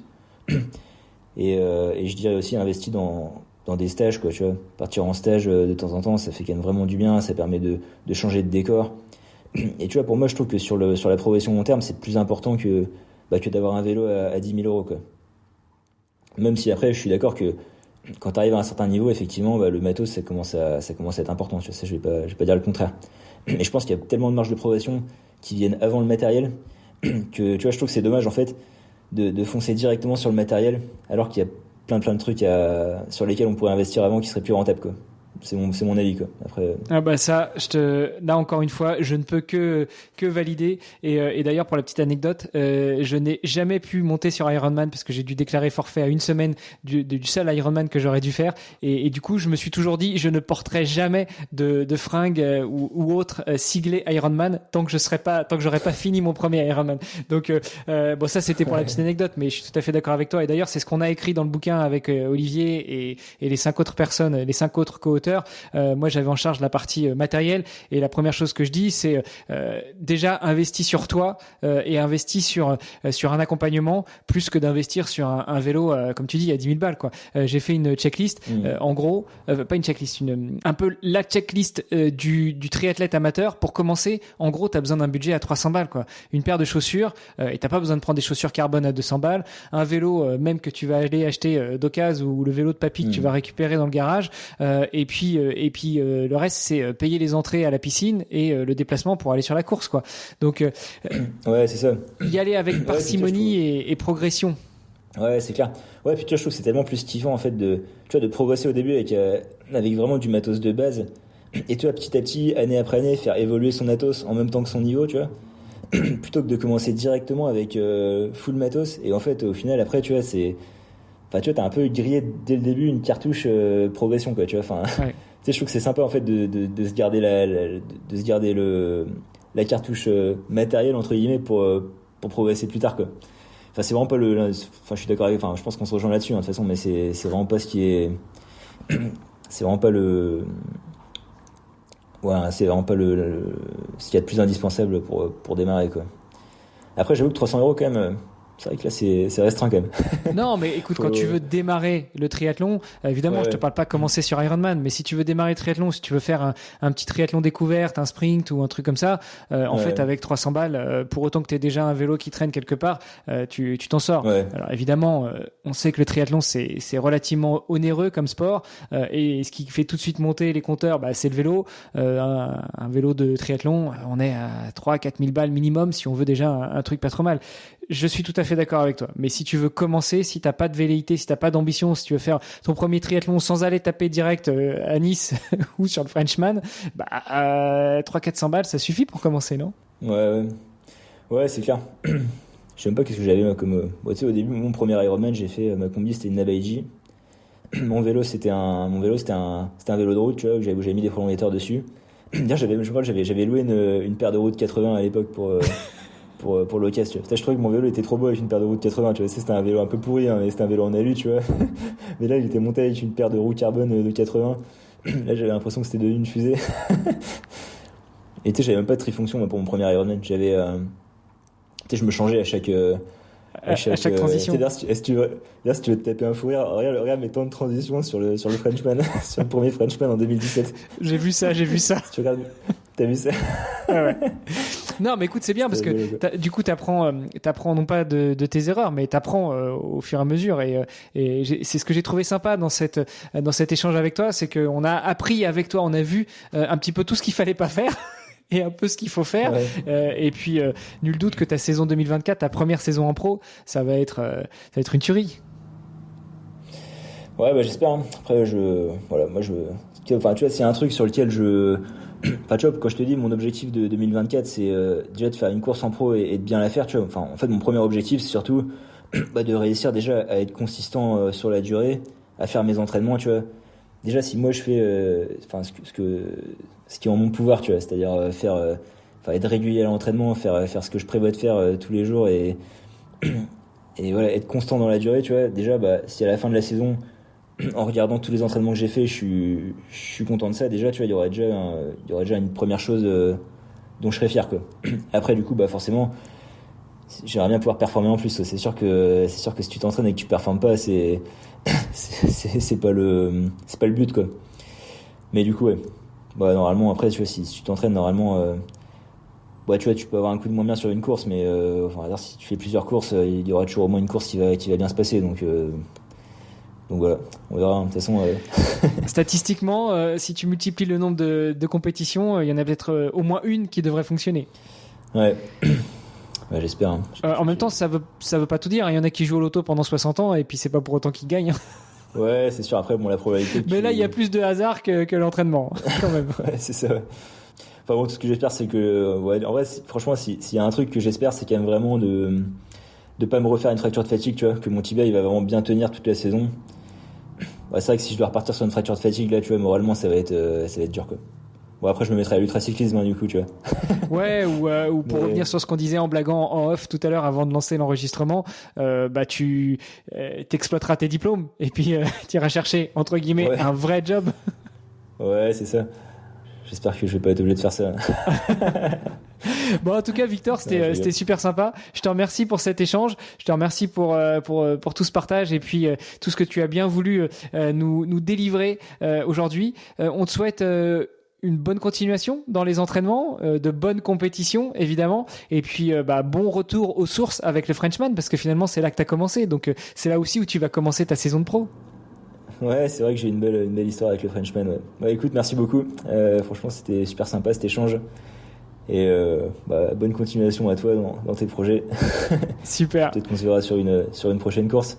Ouais, on verra. Mais moi avec un micro, moi je fais plus de vélo. Ça marche. Merci beaucoup, Victor. À bientôt, ciao. Merci d'avoir écouté cet épisode jusqu'au bout. N'oubliez pas de rejoindre notre groupe Facebook pour discuter avec les invités, commenter et poser vos questions. Et Olivier et moi, nous vous répondrons dans un prochain épisode. À la semaine prochaine. Salut les sportifs.